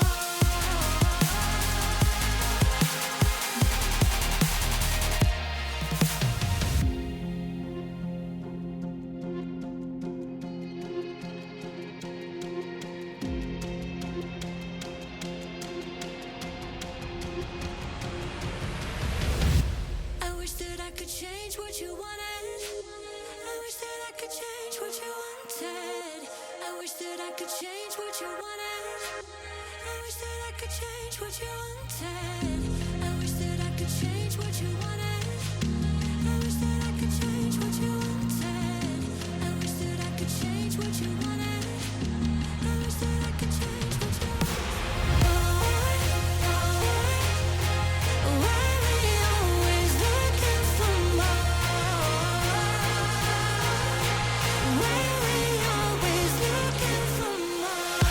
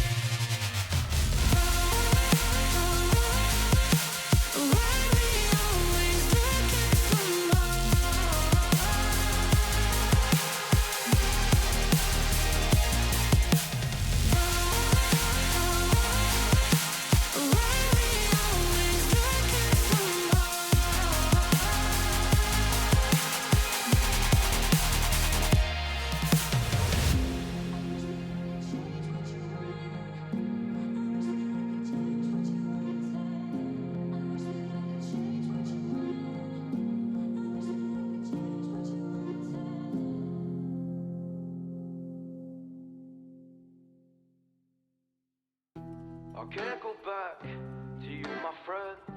Don't even ask, don't play pretend. You know you left me lonely, I could tell them the whole story. It may take a couple hours, I've got time, let's get to chat. How could I explain the situation? Man, it's so damn complicated. Where do I start, where do I end? I should go back to bed, I'm going back to all the basics. Teaching myself now how to erase it. It's like learning a whole new language, and I'm afraid, too scared to face it. I just want consistent clarity, but all my thoughts destroying me. Some peace of mind is all I need to get peace to all of my family. I can't go back to you, my friend. Don't even ask, don't play pretend. You think you are everything I need, but I gotta leave.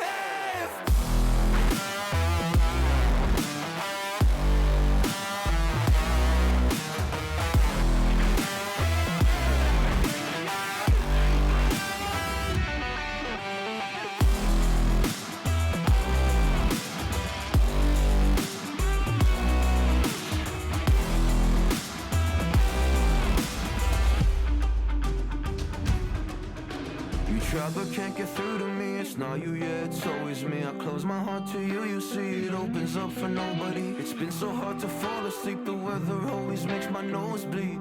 Makes my nose bleed. It's so hard to believe that one day I'll feel peace. I want control over my life, I want that driver's seat. Yeah, it's not you that I need. You push me down when I'm weak. You were never there for me. Go pick up your keys and leave. I can't go back to you, my friend. Don't lean and ask, don't play pretend. You think you're everything I need, but I got it there.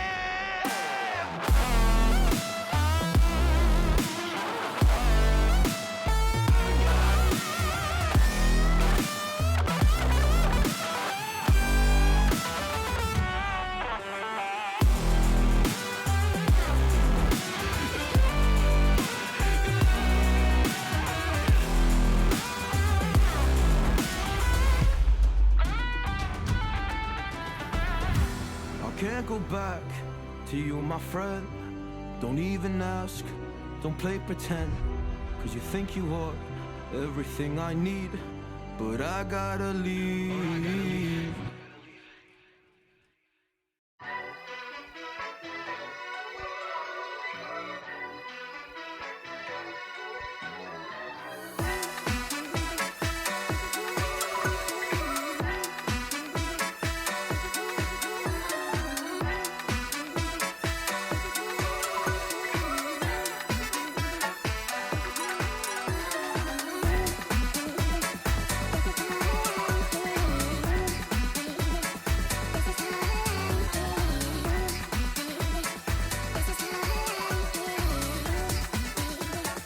This is how I like it.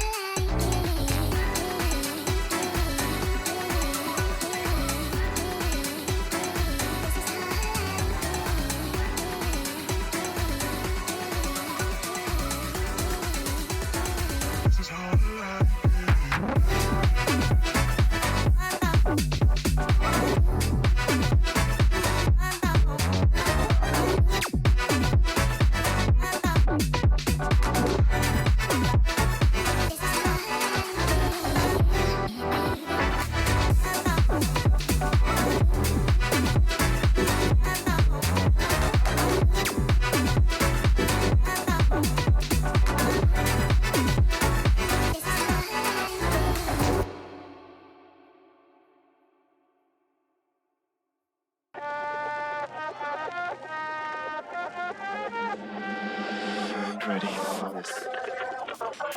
I'm just want to be myself.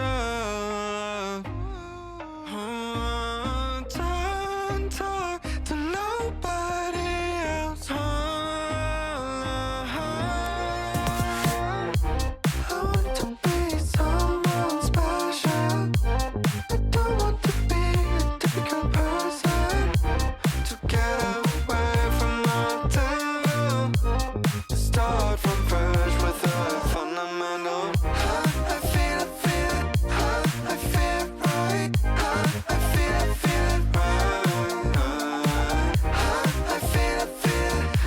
I feel it right. I feel it right. I'm learning how to be a better version of you.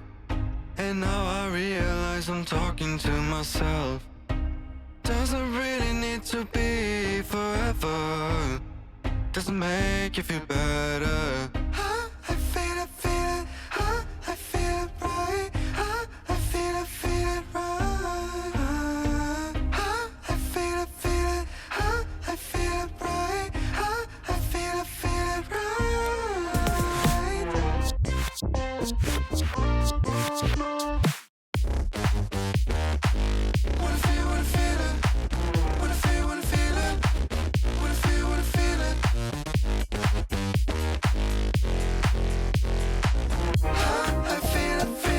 it right. Wanna feel it. Wanna feel it. Wanna feel it. Wanna feel it.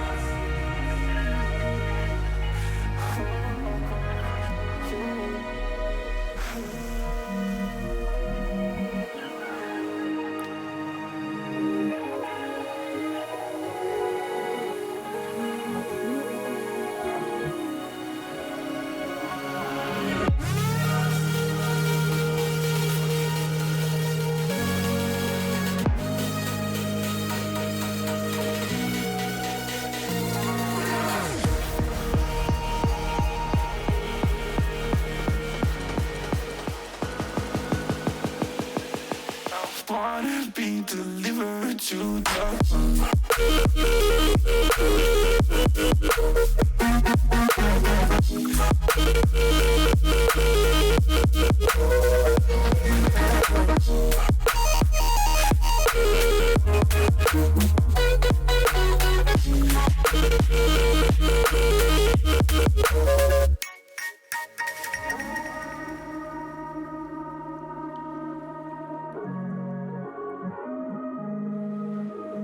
I I wanna be delivered to the heart.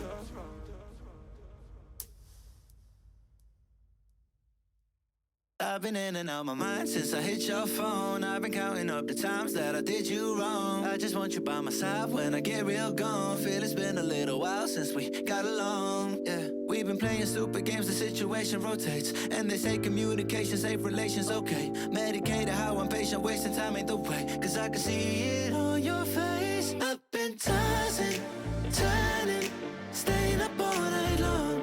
I've been calling, yearning, wondering what I did wrong. I could tell by your eyes you got something to hide. So open your mind up, let me inside, and let's make it right.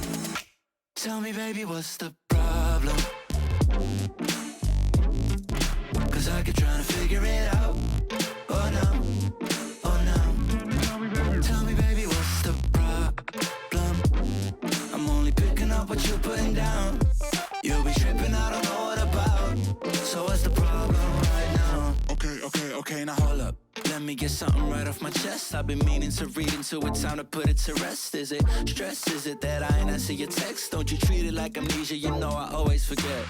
Stirring the pot real hot, watch how the plot thickens. Around the clock, tick tock, need more than 20 seconds to get your attention before it's on to the next thing. And I'm over here again wondering, can I hold ya, hear your truth, pull you closer, talk it through? Girl, you know that I'm the one that you can come and complain to. Your silhouette's amazing, but your brain is a maze too. So can you help me find my way while I find something to say? I know the arguing just augments everything going both ways, but baby, I can see it on your face. I've been tossing, turning, staying up all night long.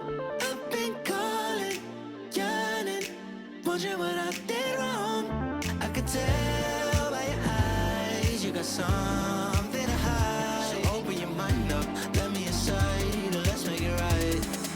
Tell me, baby, what's the problem? Cause I keep trying to figure it out. Oh no, oh no. Tell me, baby, what's the problem? I'm only picking up what you're putting down. You'll be tripping, I don't know what about. So what's the problem right now?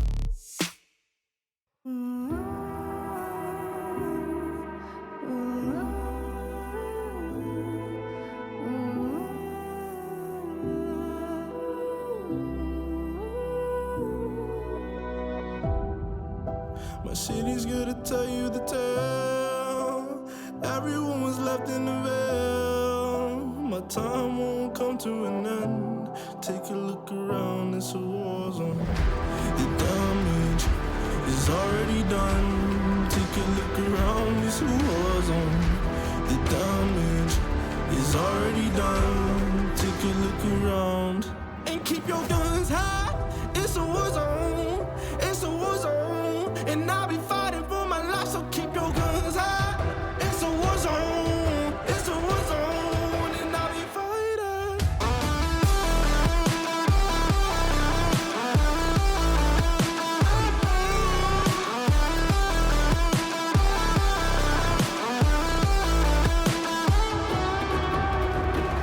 I'm bad to the bone. Got blood on my knees. I'm bad for my life, I'm fighting. Yeah, I'm bad to the bone. Got blood on my knees. I'm bad for my life, I'm fighting. The ash keep burning down. No, you won't hear a sound. The screaming bottled within. Take a look around and keep your guns high. It's a war zone. It's a war zone. And I'll be fighting for my life, so keep your guns high. It's a war zone. It's a war zone. And I'll be fighting.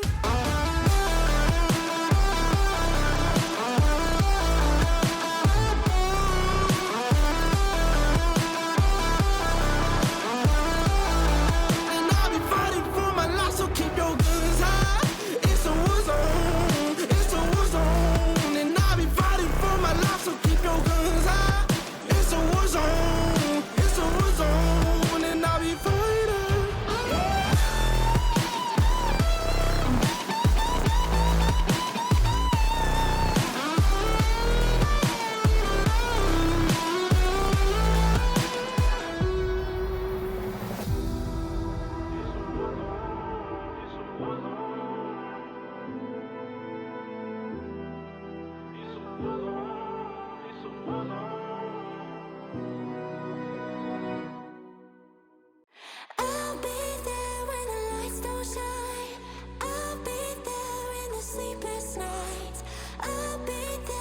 you feel alright. I'll be there, I'll be there. I'll be there when the lights don't shine. I'll be there in the sleepless nights. I'll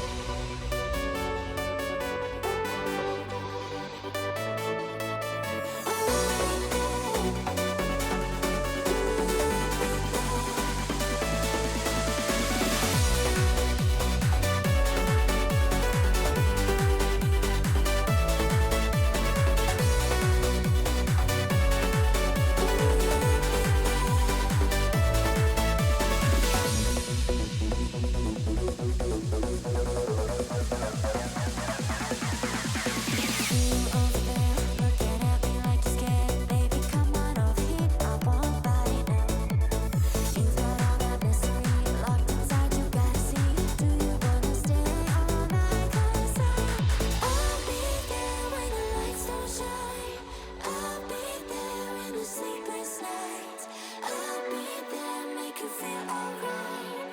I'll be there, I'll be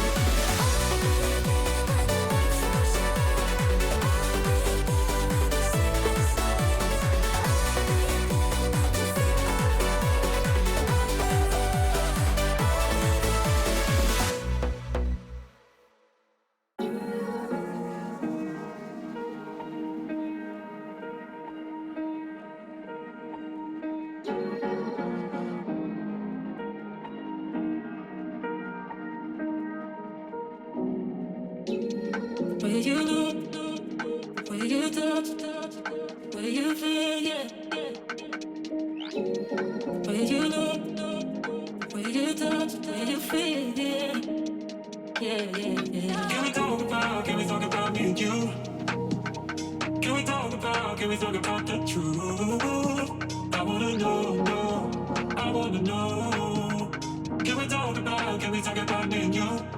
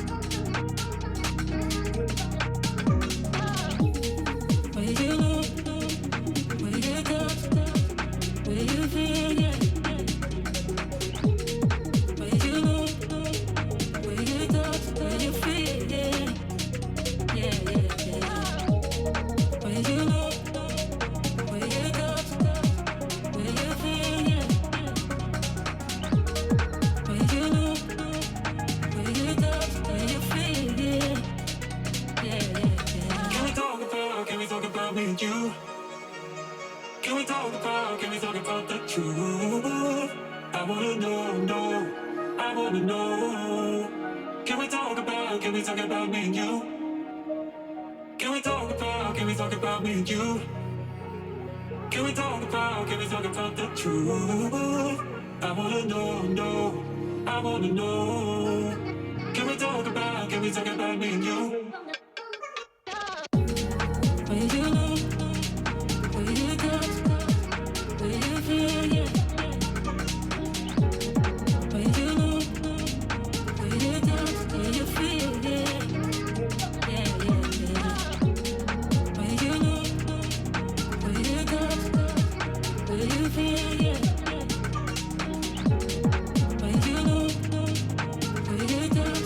Feel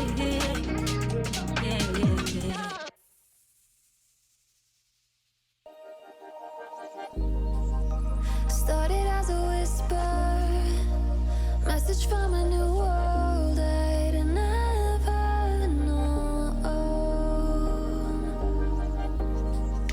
Something about it felt like it'd been waiting my whole life.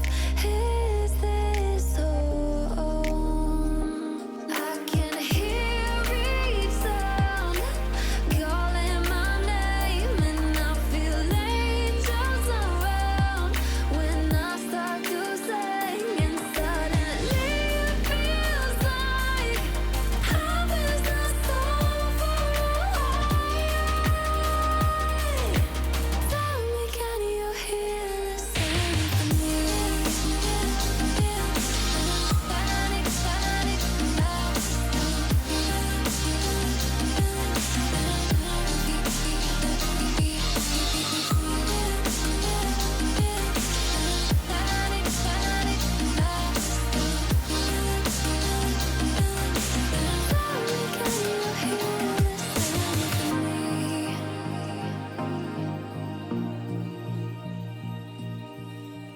I can't help but think that it's meant to be, that I'm finally right where I'm supposed to.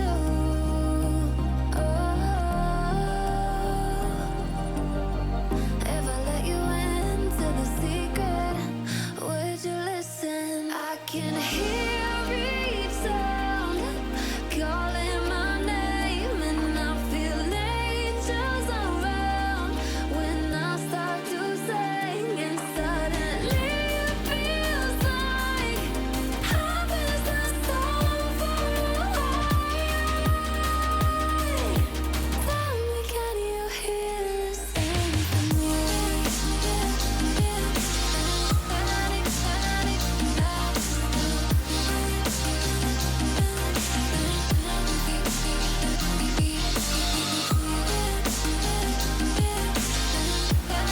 panic,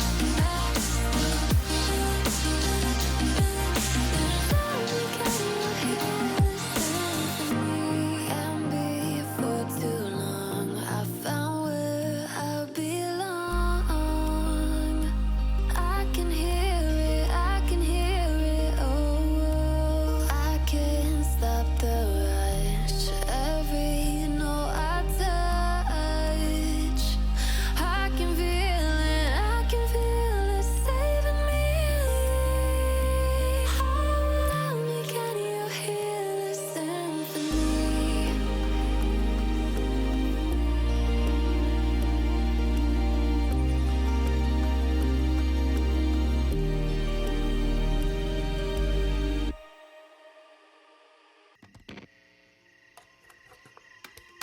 Is it okay if I'm to say I'm catching feelings from all your dealings? Am I astray? What do you say? How are you feeling? Is it the same? I hope you're not planning to waste my time. To my surprise, that was her reply. Now we vibe. It's been a while and such a ride, the stars align. I love the fact I didn't let her go. She loves the fact that I just let her know. Now we're together, it's a different mode. We getting crazy in a different role. I love the fact I didn't let her go. She loves the fact that I just let her know. Now we're together, it's a different mode. We getting crazy in a different role. We getting crazy in a different role. She loves the fact that I just let her know. We getting crazy in a different role. We getting crazy in a different role.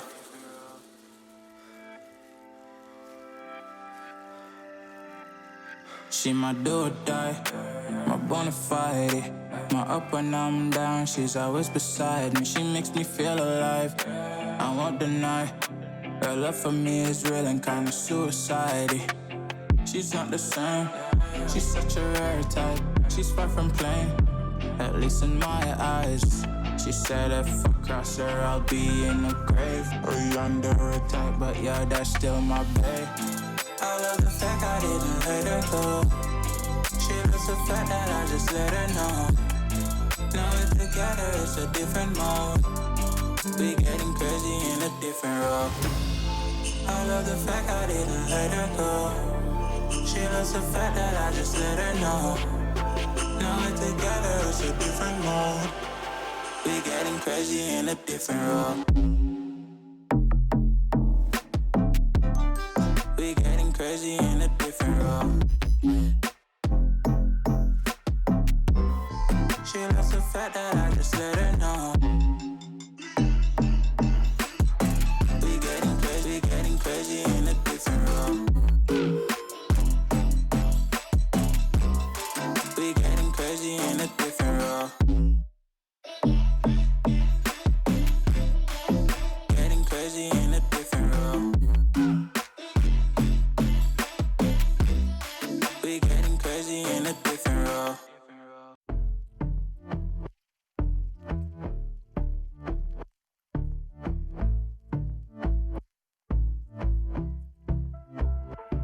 And I've been chillin', watching the ocean with you. Baby up with a slow motion crew. And we up in our cloudlands when people change, but not us. And we just chillin', kicking it, kissed by the sun. Could be soaked to the skin in the monsoon. I know she got the good vibes when seasons change, but we're the same.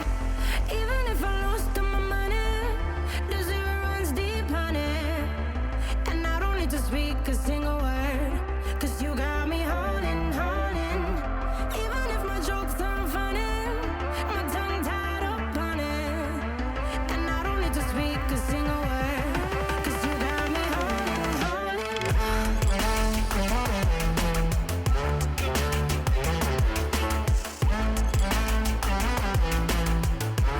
you got me holding, holding.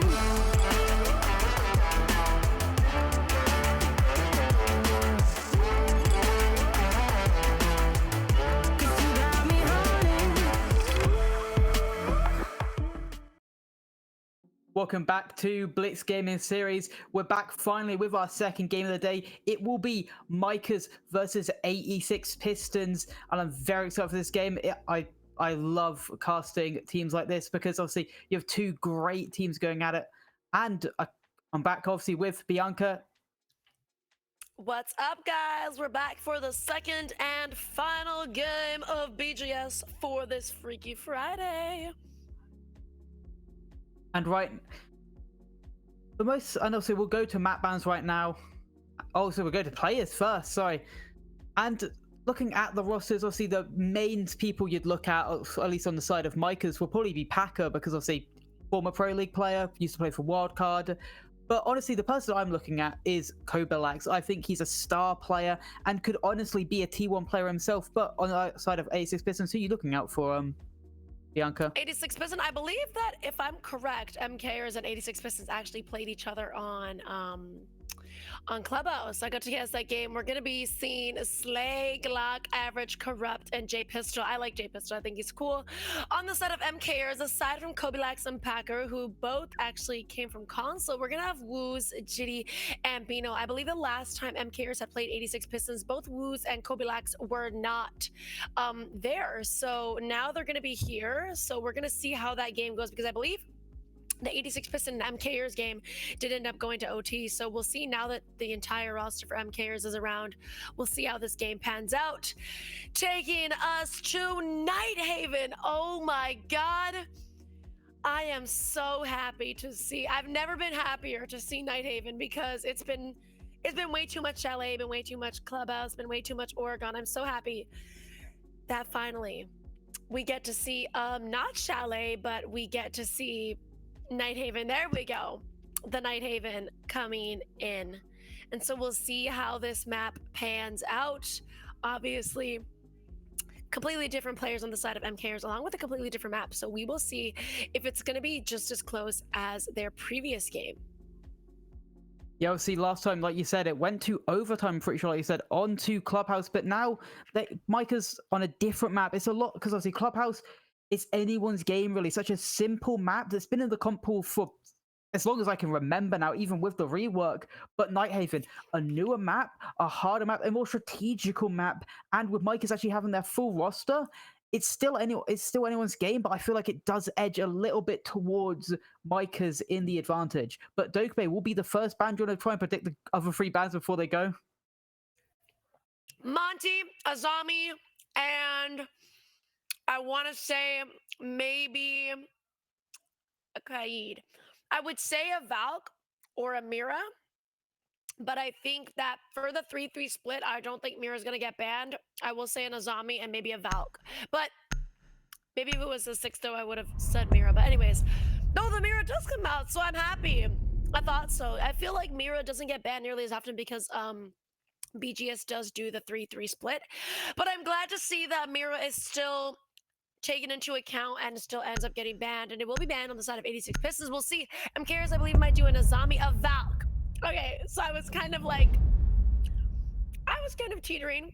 I said Mira, Azami, Valk, but regardless, very basic, very typical bans. That's definitely something that isn't out of the ordinary, especially for, I mean, Nighthaven and just I feel like maps in general.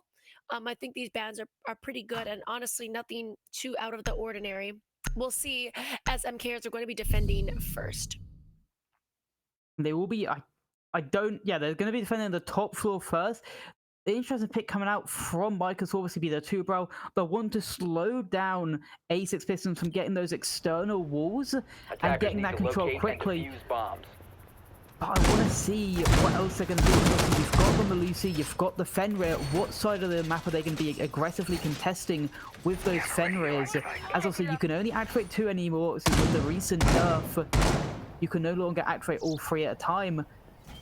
But I want to also see how will A6 Pistons respond to seeing this lineup. What will they do to counter pick? And right now, it's looking like a flat lineup. They're just an like a baseline for what they want to do for the stack. But the IQ obviously is a smart pick to contest on most of this ability, to be fair. Contest on every single operator gives the location, especially the Solus. That's probably what the IQ is for, to hunt down that Solus and just makes them uncomfortable and not able to play it in the right. We also see the tuba now, so of course, you know, I guess the mirror kind of blew it up out with that split wall, but I'm seeing the tuba now, so I'm assuming that maybe it will be used, especially on this little split wall, to kind of deny and that main wall as well. They're not going to be bringing a bandit or a Kaid or anything, despite them both being on the board, but I feel like a tuba now is used quite often. Ooh, I love that camo. I think it's so beautiful, but I'm really interested plays against MKers and vice versa now that it's a completely new map and it's a completely different roster. Of course, you're getting this wall opened already. They will have double hard breach as well, the thermite and the ace, but the tuba down will be slowing down this wall being opened for the time being as we reach about a minute in the round. And already Corrupt. Yeah, Corrupt gets the first pick onto Fenrir, and that's a massive pick, obviously, always wanting to get that first pick. But luckily for Micah's, it's not a massive loss because will have damage already down. Average takes a lot of damage, and that's really hard to down to death. But the only thing you can say about Fenrir that he now cannot change any place where his Fenrir is already active. Because you have the damage, which you can change at a time. Really quickly, but a beautiful shot from Kogalax, and a second on fire now already, but now a little bit over aggression. The average able to get the frag off, and now it's a 3v3 out of nothing. Beautiful shot from Packer, but again, instantly frag for average. But average 10 HP. Slayway is the one obviously full HP. They need to find a way to protect these 2 people left. There is Packer, and with the shot, but eventually does get the down, and now but doesn't see average get right, despite being so nearly taking the head off of Woos. And now it's going to be a stalemate here. Woos knows probably how low average is. The one that took the shots on him earlier. 40 seconds left. Diffuser is in hand like a short average, and he knows exactly where Woos is, but there's so much information just be given out by like the short camera, and Woos will get the final shot onto average, ending the round for Micah's. But what a close round that was already in this game. Yes, oh my gosh, these are the types of games that I love to see. I'm glad that this game still seems to be close, even though MKers does end up having their full roster. Beautifully done. And congratulations to MKers for winning out this first round. Of course, 86 Pistons fought absolutely amazing. So I'm going to assume that hopefully this round will be just as good as last. They're going to be going down to the basement and we will be opting to have the bandit. I'm going to assume that somebody, especially that visual, Attackers is need going to to be playing locate and above to defuse make sure that bombs. they won't be able to get the bandits off from Bert. I think a nice thing seen from Kobilax is going to be instead of using normal primary, but to be fair, this is the gun that's basically meta at the moment. It will be the Boss G coming out from Kobilax. He's confident right now with those massive 2 shots that help Micahs bring back that man advantage, and he's feeling himself. He wants to obviously use the Boss G. It's a 1-shot kill weapon, but you got to hit your shot. People say, oh, it's overpowered, it's a 1-shot body shot, but you've only got 2 bullets and you've got to make them count. 10 seconds left. I believe it does like 90 damage or 5 something the seconds first left time. before So insertion. in reality, even if you hit him just once, Attackers the are second moving out shot, to as long locate as a you bomb hit and it, defuse it. instantly kill him. At least that's usually. I don't use a Boshi personally. I can't use a gun that like a DMR or a shotgun because oh my god, I'm just absolutely horrible. Attackers have dropped the bomb diffuser. To be fair, attackers recovered the bomb I've definitely diffuser. been seeing the Boshi a lot. Not only just on Vigil, but even on Dokkaebi too. People will opt to use the Boshi over their regular and Vigil's AR. But anyways, already getting this animus single wall open. Bandit is touched, or not the bandit, sorry. This Legion is not only that, Boshi maybe one takedown. Average Kobilax runs outside, gets a second. He's absolutely down by Corrupto. Isn't gonna juke. He's actually in a 3v2 turns to a 3v1 attacker. We'll finally finish off Corrupt Glock, who was upstairs. Unfortunately, down below. That's going to be unfortunate, but maybe he can turn in around 2 minutes just about remaining on the board. And there's going to be somebody prone. He does see him. Beautifully done. Taking down Shitty. And he's going to refire just a little bit. The bandit. Pulse is extremely low, but the pulse could be quite annoying. Regardless, Woos. The pulse doesn't even have to pull out his scanner. Woos will finish him off that MP7. Beautifully done, but I must say, Kobilax definitely made the play. Those first 3 kills were amazing. Corrupt trying to come back, but unfortunately got taken down. And that's going to be 2-0 for MKers. Yeah, very good round from MKers. The thing is, what I like to see was the fact that Packer had the he used the heartbeat scanner, realized, hey, there's like 4 people out here. They're going for maybe a fast execute here, and instantly called out to his team. They all pushed that breach, but Kobilax, he really was believing in himself that round. He got the first call using the Boshi, and then said, I'm just going to run out against these people. Killed then 2 people while being detected outside. He was then refragged, but at that point, the damage had already been done. And now we will see them, instead of going to the kitchen bomb site, they're going to go to the storage bomb site. And this is basically, you're just holding top floor, you hold basement. It's an interesting bomb site because it's so strong, because you have to clear out 2 different stories, because if you clear out only the top floor, you don't know if they're playing on the bottom floor. If you clear out the bottom floor, they're definitely going to be playing on that top floor. And it's going to, I'm interested to see how 86 Pistons are going to be attacking this, because so far the attacks, they've looked close, and they have both been close, but Micahs have just squeaked their way out every single time by it feels like pure gun skill alone.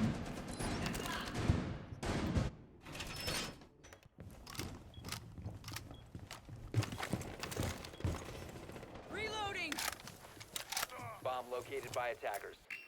Right now, they're going to, looks like they're pushing this lobby side here. Glockster on the Ash, he was able to drone out that player top lobby. It is going to be the Solus of Woos with that P90. He's looking to get aggressive here, maybe take the fight, but do they know about it? Glockster going to be droning out, and I think he does know. But now, it's going to be the one from Glockster. He's got the ACOG though, so he's definitely much more favored into this gunfight. Is he going to be able to hit it? No, he just runs away. They've let the players know, hey, I'm here, I'm going to be in your face, but then instantly runs away. But Bino taking a little bit of damage. I don't know what from. It looks like it was from Corrupt on this R4C. but you know, he's able to keep away with his life, and that's an R4C that he's able to keep up. But look at this boxer taking so much control, and does Bino know about it? No, he's been smart though, he's backed away. But Gloucester, he's on the chase, he's on the hunt. Is he going to take the fight? Does he wins it as well? But now, does he know about Kobe Lax? No, he doesn't. It's a beautiful refrag with that boss G, and now he's sitting at 6 and 2 right now. Insane numbers on the board from him. But they have been able to take a lot of the map control that they need. But Giddy, a beautiful C4. I don't know if that's with information or just from sound alone. And that's the fuser dropped so deep. But Slayway is instantly then refrag back onto Kobe Lax. And now we're sitting pretty out, just a 3v3. AC Pistons base have the diffuser back, and they've got all of the top floor control. They just now need to start taking down to this middle floor. Beautifully done. 86 Pistons seem to be playing like their hardest. I feel like even on Clubhouse, I feel like the rounds weren't this close, even with MKers having their subs. But Ginny's going to take down Mr. J Pizzle. It's going to be up to Slayway and Average in a 2v3 with just about under a minute remaining. That verticality might just be the thorn in their side. It's going to take a lot of HP off of Slayway and make it his entire life. That's going to be him down, and unfortunately it's going to be Average left in a 1v3, probably the least closest round that we've seen it, but regardless, let's see how far he can get. He's being very careful. He is aware of the people that are around him. There's going to be somebody running down the fountain stairs. We'll see if he's able to catch him off guard. It seems like they might just try and take him down both at the same time, or at least kind of swing him around the same time. Someone is aware of his location, is going to cheekily flick onto Woos. That's a headshot. And about 15 seconds, these boys both know exactly where Average is. Can he make an above average play? He is going to rotate around. The Tachenka knows he hears him close to right. Is going to take him down. But unfortunately, the thorn in his side isn't going to be the player that's alive. It's going to be the Kapkan stuck in the door to take his life. Mind you, there was only a couple seconds left, but wow, if he had just a little bit more time left, I'm sure he would have been able to win that out if that Kapkan hadn't been there. Yeah, a round that didn't look like it should have been close, obviously the 3v1, but made close by great gun skill in the end, but maybe a little bit overzealous though coming out from Micahs. They're still able though to win that round, and again, it just feels like it is by pure gun skill, and there's an interesting pick instantly coming out. Packer on the blitz a couple days ago in Element 3. That blitz came to haunt him. It was Spirits on the blitz that completely shut his team down and actually lost them the game in the end, obviously. But now he's using it for himself. He's able to now use it against 86 Pistons, and I'm interested to see, because obviously Nighthaven, such a defender-sided map. There's something you need to pull out to make it more favored in your side for the attackers, and that's probably going to be the blitz on side of Packer, and he is a really good shield player. So how will 86 Pistons respond? The one thing they do have, a lot of explosives, 2 C4s, 2 impacts. We'll see how it goes. I feel like Blitz gets played a lot, especially because of the shield rework as well. I see Blitz get played a lot of times. I feel like it's not even, you know, very like, oh my god, then he ends up getting picked. Along with that, we see a Glass. Glass, I also noticed, typically gets played here, especially when they throw smokes through that main breach. For anybody that's playing Raptors maybe, or they're kind of peeking through, I usually see that typically a lot. And it is going to be played by Mr. Kobelax. So we'll see how he does. Unfortunately, though, Average is going to take down the Blitz. We were just talking about how annoying this Blitz might be, and the thorn in his side. Unfortunately, the Blitz isn't going to do him injustice. He's going to get taken down, but be careful. There comes the smoke for the Glass. Along with that, though, Woo, DBNO, taken down, or not taken down. Kobelax will take down Glockster. It is going to be a 4v4, and actually, was going to be downed by a Frost Trap, not even by an Average. So he will pick himself back up with a little bit of crutches, and it is going to be around 2 minutes remaining in the round. Average, when it's so base, is going to get taken down immediately by Mr. Wu. I wonder if he likes pop smoke, but anyways, a 2v3 turns to a 2v2. Make that 2 kills for Mr. Wu as well, and we're going to be getting it close quarters a little bit. This could be 86 Pistols. Not Pistols, 86 Pistons, 1 round to win it out after these 3 defeats. Corrupt to take down Woo's the man. It's been doing pretty good this round, and up until this point now, Bino left alone in a 1v2. It's gonna be creeping around on this wall, is gonna be able to see that there is gonna be somebody by that reinforcement. That rotate, tries to quick peek. It's gonna take equal damage to his friend, but does he realize that the bandit is so close on that door? Swings out, and they're gonna both look at the same time. no, Bino is going to take down one, and it's going to be up to him and Corrupt in a 1v1. Flash comes out, and you gotta be kidding me. Bino, with the odds against him, that's gotta be 3 HP and a dream. Taking it down and coming out victorious in that 1v2. A round that looked very much favored for Aces Pistons. They're able to get the blitz first by a rat play, just hiding next to that door, expecting someone to come really quickly in. And that was obviously the blitz. It worked so well for them. And then they get it into the 1v2, but Bino, just pure gunskin again, alone, winning it for Micahs. Is smart though. He's doing those quick peeks to check, hey, where are these players? But it's just poor, honestly, as well from Aces Pistons. They tried to swing at the same time, but the Bandit, maybe a little bit overzealous. He's holding an angle instead of swinging with the Frost. They don't need to be playing that aggressive when it is just one player. Yes, he's got 3 flashbangs left, but they can just hold cross angles with each other instead of Bandit hold an angle and Frost and swing.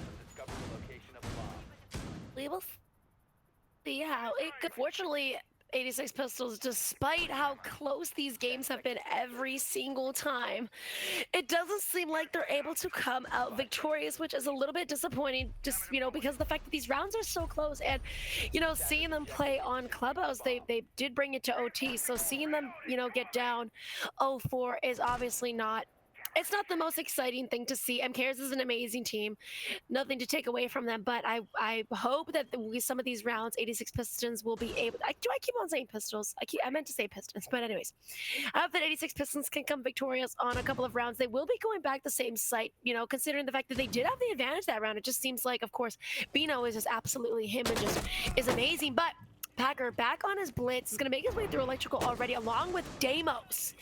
Seems like MKers are very aggressive, and they just like to get in there like somewhere, and so that's exactly what's going to be happening. Unfortunately, that Thermite seems to be over the wall. Corrupt, though, is going to take down Woos at 4v5. Yeah, and now it's going to be a 3v5. The blitz goes down again, but instantly, again, traded back into the 3v5. And does the Azami know that Gitty's creeping up close? She doesn't, and that's another pick. The trades come so quickly in this game. It never feels like any team actually has a solid advantage. But again, Bino, he's here again in the 2v1. Can he clutch it again? Blockstar, Slayway in such low HP, though. They just need to play this more passively this time round on the side of Aces Pistons. Goes for the swing out. Fenrir not able to hit the shots, but neither is Bino. He now has the information, and the other thing is he's got so much time on his hands, and he still has diffuser and has nearly hitting that one type, just about missing. Looks for the fight on the mute. It's not been given it. He's just trying to prod and pewt. He's waiting for these players to give him this little advantage. He nearly gets one, and now it's all up to mute. He's 1 HP. Swing is gonna come out. Mr. Slayway, you better be careful. Bino wins those 1v2. You put Bino in a 1vx and he's winning it every time. My God. Don't leave Bino last alive because he will win it. And he says, ha ha ha, classic. Whipping out the classic pistol to clean out the round. And I mean, I feel like the scoreboard doesn't do 86 Pistons justice. Despite it being 5-0, these rounds have been absolutely close every single time. When you see the 5-0, you think 86 Pistons are getting destroyed, but truly these rounds are coming down to the wire. To the last 2 players in the round, it just seems like MKers has the edge when it comes to winning their 1vx's. Every single round, like you said, has been close. It could be 5-0 to Ace. This isn't right now. Fun fact, every single round has been 3 people left in the lobby. For either side, it's either been a 2v1, 1v1. It's either been 3 or below. It's been very close. You've got to feel bad for Aces Pistons, but honestly, it's a little bit of self-injury because those last 2 rounds, they should have won. It's not even a fact that Bino, yes, did incredibly well in the 2v1, and he was very smart on how he isolated those picks. But the problem is Aces Pistons shouldn't be giving away the isolated picks. They just need to make sure they can hold a cross angle. But they've been smart here. They've said, that site has not worked twice in a row. Let's switch it up and let's go to the basement. And Packer, again, 3 times over on the blitz. Hasn't done anything on the blitz. Has died every single round and hasn't got a single pick. It's interesting to see him bash his head into the wall and go for the blitz another time. But maybe this time it will work. And he's instantly through the window. But Glockstar, a double C4. And now Packer faced with 2 players in his face and he's low HP, but Woos gets a double himself. Again, these trades go back and forth every single round. It's always this close. I feel like every single player on MKers is just, they are able to carry their own and they do it well. J Pistol will get Chew now. Glockster though is gonna get taken down by Bino. No! Don't put Bino in another 1vx, please! He's always last alive, and I swear, if he has to win this out, I'm gonna be disappointed. I'm sure 86 Pistols don't sell a 1v3, right? No, finally, Average. Bino won't be winning his 1vx this time around. Thankfully so, because a 6-0 split would not be a pleasant sight, and I feel like it wouldn't do 86 Pistons justice. Like I said, they've been doing amazing, and you know, these rounds have been way too close. The scoreboard doesn't do them enough justice, and so I think that coming now, they're on the win, and so I hope that they'll be able to kind of hold this out. They won that round out, and they've been able to maintain that lead that they had. The last 2 rounds was a 2v1. They sold both the times they had the advantage. This time around, thankfully, it was a 1v3. Bino seems like he wins his 1v2s, but will kind of fall short in his 1v3s. We'll see how this next round pans out, as MKers are going to be back on their defense. As soon as Bino got the first kill to make it into that 1v2, I was sweating a little bit. I was like, not again. Do not let this guy win another 1vx situation. But luckily, Aces Pistons, remembering from their previous mistakes, were like, guys, let's not just keep swinging him individually. They waited for him to not have the advantage, but we will go on to Micah's being back onto the defense. They have not lost one, but like you said, they've all been close. It doesn't matter that Aces Pistons haven't won an attack. They've been always close to winning the attack. They just have to realize that, be like, hey, this is the minor things we did wrong on our attacks. Even though they were this close, this is the little things we did wrong. Let's fix that and win it. But it's a little bit of an adjustment for Micah's. Again, Packer on a really interesting operator. He always liked these weird ops. Cav. You never see Cav in Pro League, or let alone T2. But Packer, he's ratting right now. He's just laying in a couch. He's taking a little bit of a snooze. He's kind of relaxing. Maybe he's going to be watching some YouTube shorts or maybe a little bit of TikTok. But damn, Kobalax will get DBNO'd, but swiftly picked back up by his boy Giddy. Bino is also going to be tagged up a little bit. Seems like they were trying to get a little bit over-aggressive and didn't work out in their favor. Luckily, everybody is still alive in one piece, but how long that lasts, we will not know. So he downed Glockster. He jumped out from the breach onto the little box and hit him with the Boss G. That is an insane spawn peek. I've only ever seen it work once, and I was from Turdster. But look at this. Oh no, it's just Kobalax. I thought it was a different player lurking up main. But yeah, that was an insane spawn peek. It doesn't really work out for either team. I guess Aces Pistons are in the lead through health advantage because Bino's so low, but 2 players downed in that situation. But Kobalax gets a pick anyway, onto Corrupt. He now gets his opener pick again. Well, you gotta give it to him. Absolutely blazing through things. Not to mention he was down, so that was the coulda, woulda, shoulda. Coulda happened, but it didn't. Gonna get swung out. This Damos better be careful. They know where he's at. And it seems like they're gonna double swing, so at least if Woos can't take him down, somebody else will slay to get Mr. Kobe. But Glock is gonna get taken down by Woos. A pick from each side. Still the boys at MKers are going to be at the advantage. It seems like they're going to also be getting the main breach. Finally, a 4v3 though. A minute and a half remaining. Will the boys on 86 Pistons be able to close this round out despite being at the deficit? Can I just quickly note, is Packer still laying on the chair? Like, that's very important to me. Is he still sleeping? Because I think he's still sleeping.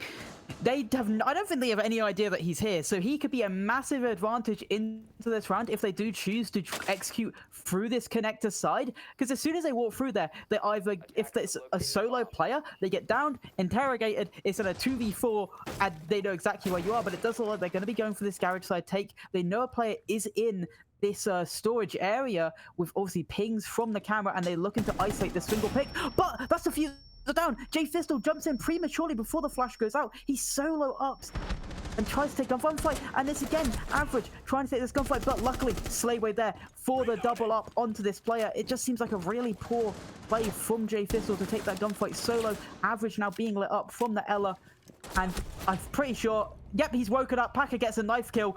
Beautiful. He finally woke up from his slumber and he gets a go. But Slayway in the 1v2. Can he do what Bino's able to do? He's actually got a 1v1 on site. Does he know about it? He's in blue. Not able to win the fight. So I think it's a one-tap from Woos. Damn. That is... Oof. I don't honestly know what to say. I can't say that 86 Pistons are doing horrible because they're not. I just think that MKers have the slight edge on them. And it's a little bit disheartening because I would have loved to see a closer game. These rounds have been close, but the games haven't, or the game hasn't.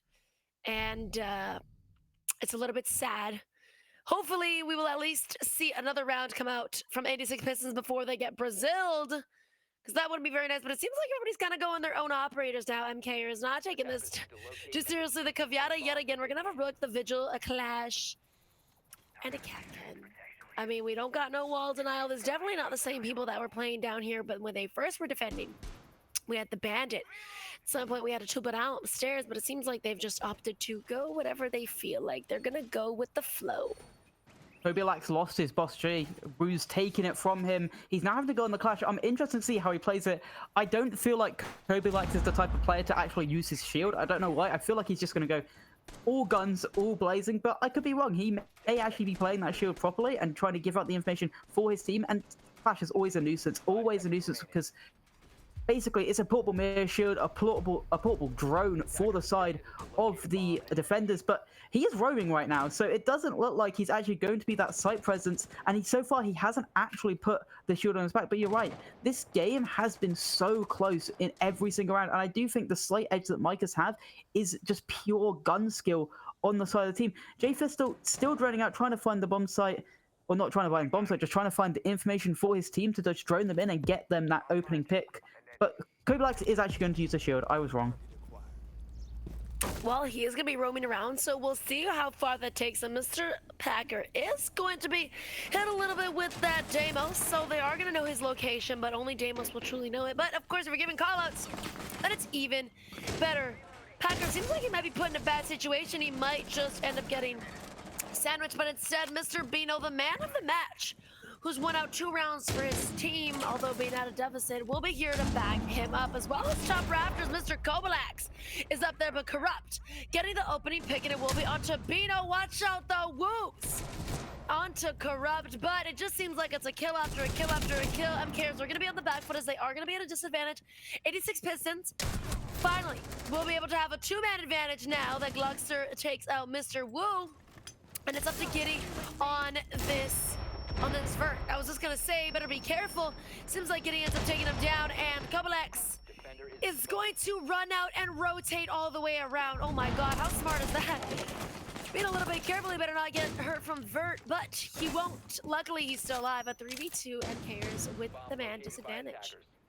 But Slayway has taken the site. He's realized, hey, both of these guys are roaming. Let me just take site. Let me hold that cutoff. And there you go. He's got the entirety of this A bomb site completely to himself and just has to hold off these 2 players. He's watching out. He's watching exactly where they are. He just needs to wait for J-Fistal to be able to open up that single breach. But there you go. The Clash, the portable mirror, the portable drone, able to give all this information out to Gitty to let him take these gunfights in a more advantageous situation, but he has 23 HP, and it looks like the diffuser may be going down. No, it's a beautiful shot by Average to take down Kobilax on the Clash, and the diffuser is now going down from J-Fistal, and Gitty has it all to do and is taken out in the end by Average, and it's a round win for 86 Pistons, and they get it just that little bit closer, and they win their first defending round.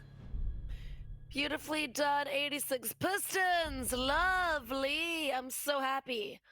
You guys have won another round. You guys will save yourself from getting Brazil. Can they save themselves another 4 rounds and bring us OT? I hope so. Let's see the type of setup that the boys on MKers are going to be choosing this time around. Seems like they're going to be locking in. We're going to have a Maestro along with a Smoke, a Thunderbird. Thunderbird doesn't get picked too often, but this is actually the 2nd time in 2 days that I've seen it, so I'm actually quite surprised. Of course, Kobilax now, instead of Packer being on the Caviata, it seems like Kobilax wants to give it a little bit of a spin. Yeah, it's going to be, obviously, Kobilax now on the... He's paying like a lot of interesting gunplay. First he went for the Vigil Boshi, now he's going for the have Packer a bit more restraint this time. No more of those random operators. I'm surprised he didn't go for... To be fair, there's another operator you don't really see much in the form of Thunderbird. A lot of people see them as a useless operator. Another operator I'm surprised I haven't seen Packer play, Echo. Echo's a really good operator currently, but obviously with the ACOG being added, and it does feel like Packer's just playing a lot of these troll operators. I'm not saying Echo's a troll operator, but just not an operator you see a lot often. Now, it does seem like a similar defense, and it just feels like Makers, maybe if they want to close it out now, they just need to be a little bit more straight on that roam. It seems like every single player was on it, just trying to get that reflag. But Gluckster brought the perfect operator to deny the roam if they're going for it again, and that is the Deimos. That's probably why they were able to win the last round. They're able to instantly track out Packer, check where he is on the roam, and try to take him out. And if they scan Kogalak this time around, they can again scan him out, track him down on that roam, and there you go. They have seen him. And Corrupt gets the first kill onto Ooze, and instantly, again, Kogalak's down by Gluckster. It's a 3v5, and my ASC Pistons just need to calm down, set up the execute, and able to take advantage of this early man count. Hopefully they can keep it on for the rest of the round. This entire wall is opened up. I don't think I've ever seen something quite like this, and I'm not sure if this is their true setup or what, because I genuinely have never seen that in my life. Usually I'll see footholds there, but the entire wall open, damn, it seems like they're just an entire construction company. They're just absolutely remodeling everything. Maybe a little bit of an open concept. 86 Pistons still at the man advantage, but they better be careful. They better be checking their corners. It seems like Packer might be packing a punch in a little bit, but it said, like I said, Packer to pack a punch is going to be taken down. Mr. Average still a 2v4 though. Pistons with the lead. Will they be able to hold it out and end up completing this round, winning it rightfully so? Slayway is going to be unanimous with that Jackie, but will he be able to contest successfully and take down his opponents? Deimos will be pinging Packer, but will it all be well, or will he end up getting caught? Bino to take down Slayway at 2v3. We'll see where this takes us. It's poor. In my opinion, that's actually pretty poor from Slayway. Yes, they're able to take the position there early, but it's basically a 2v1 gunfight. You just put yourselves in. And now it's up, and yes, they still have the man advantage, but there you go. Packer just needed to get one more to put it in that 2v2, and that's the diffuser down, and that's the hard breach down.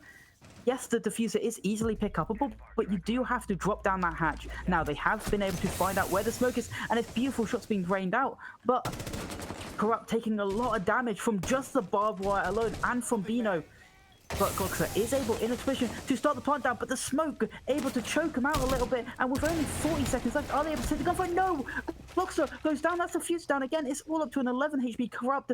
A situation like so winnable for 86 Pistons, just pure play and management by them. And there you go, Bino taking him out through the vertical control, and that is a GG. It is a 7-2 win on the side of Micah's. Yeah. I will say every single round was close except for that one. I think that one 100% should have been won by the boys on 86 Pistons. They had the 2v4. They had everything.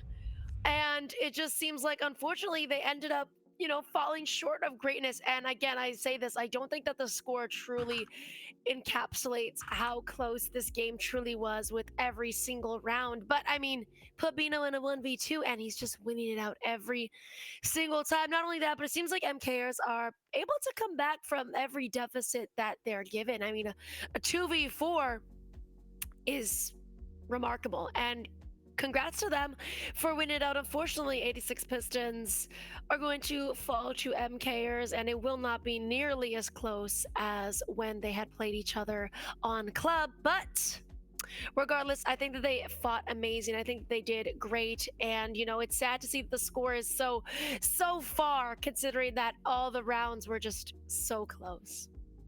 Obviously, that's the difference when you have your full team other than having those two subs, because it does disrupt the team quite a lot.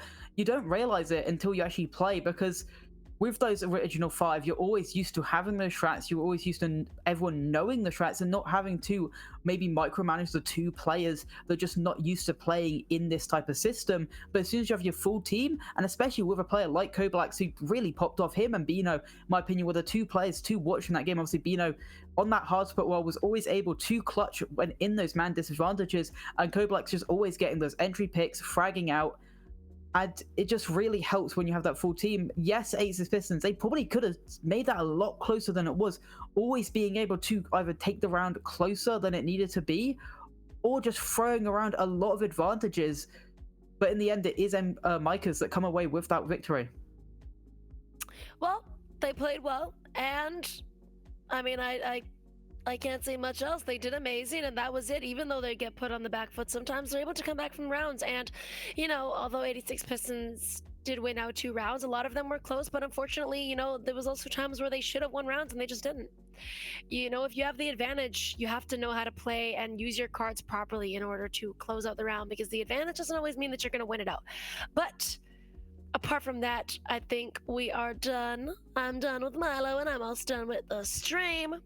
Thank you guys for being here to watch this very swift game of Nighthaven. I mean, I'm glad it was Nighthaven and not anything else. Yeah, true. Nighthaven's always a fun map to cast. Yeah, it was a little bit refreshing. So, but anyways, any closing words, Mr. Milo, before we step out? The one thing I've got to say is obviously Micahs now are 4-0, but so in control. And they're the two, that's their final 2 games. It'll be Micahs versus In Control to figure out who stays undefeated. They've got to play each other twice though, so it could go either way. They could both be, at the end of this round, 5-1. That would be pretty awesome. That would be like basically neck and neck. So Yeah. I guess the biggest rivalry is going to be between them. Well, thank you guys for watching the stream. On behalf of everybody at BGS, as well as me and Mr. Milo, thank you for sticking around. And if you did, you are the best. You are our loves. Thank you for watching. And I guess we'll see you in the next stream. We will catch you later. Bye, guys.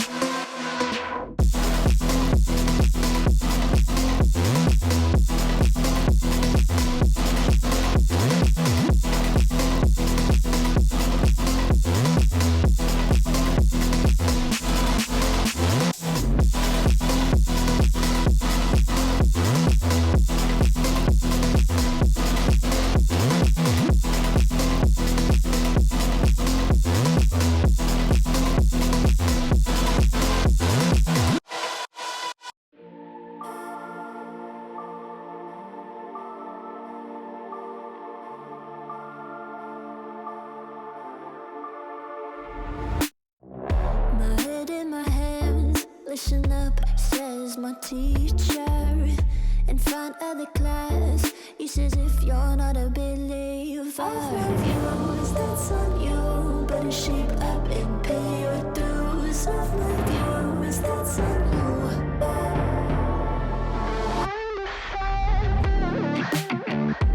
I'll be on a flight soon to Vienna, singing ooh. Gotta know all this propaganda. How do you do?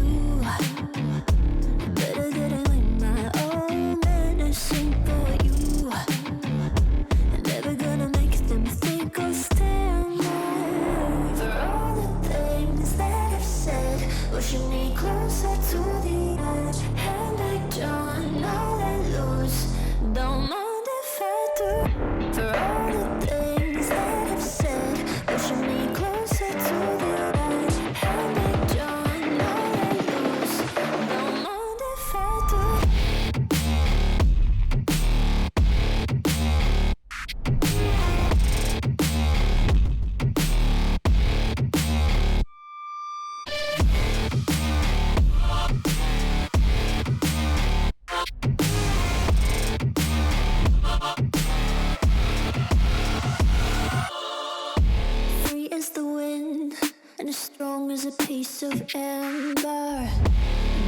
your breath, like the fire you'll soon remember. Ooh.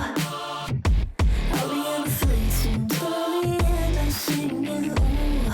I'm drowning all alone, this rope again, but how do you do? For all the things that I've said, pushing me closer to the edge, hand back, John.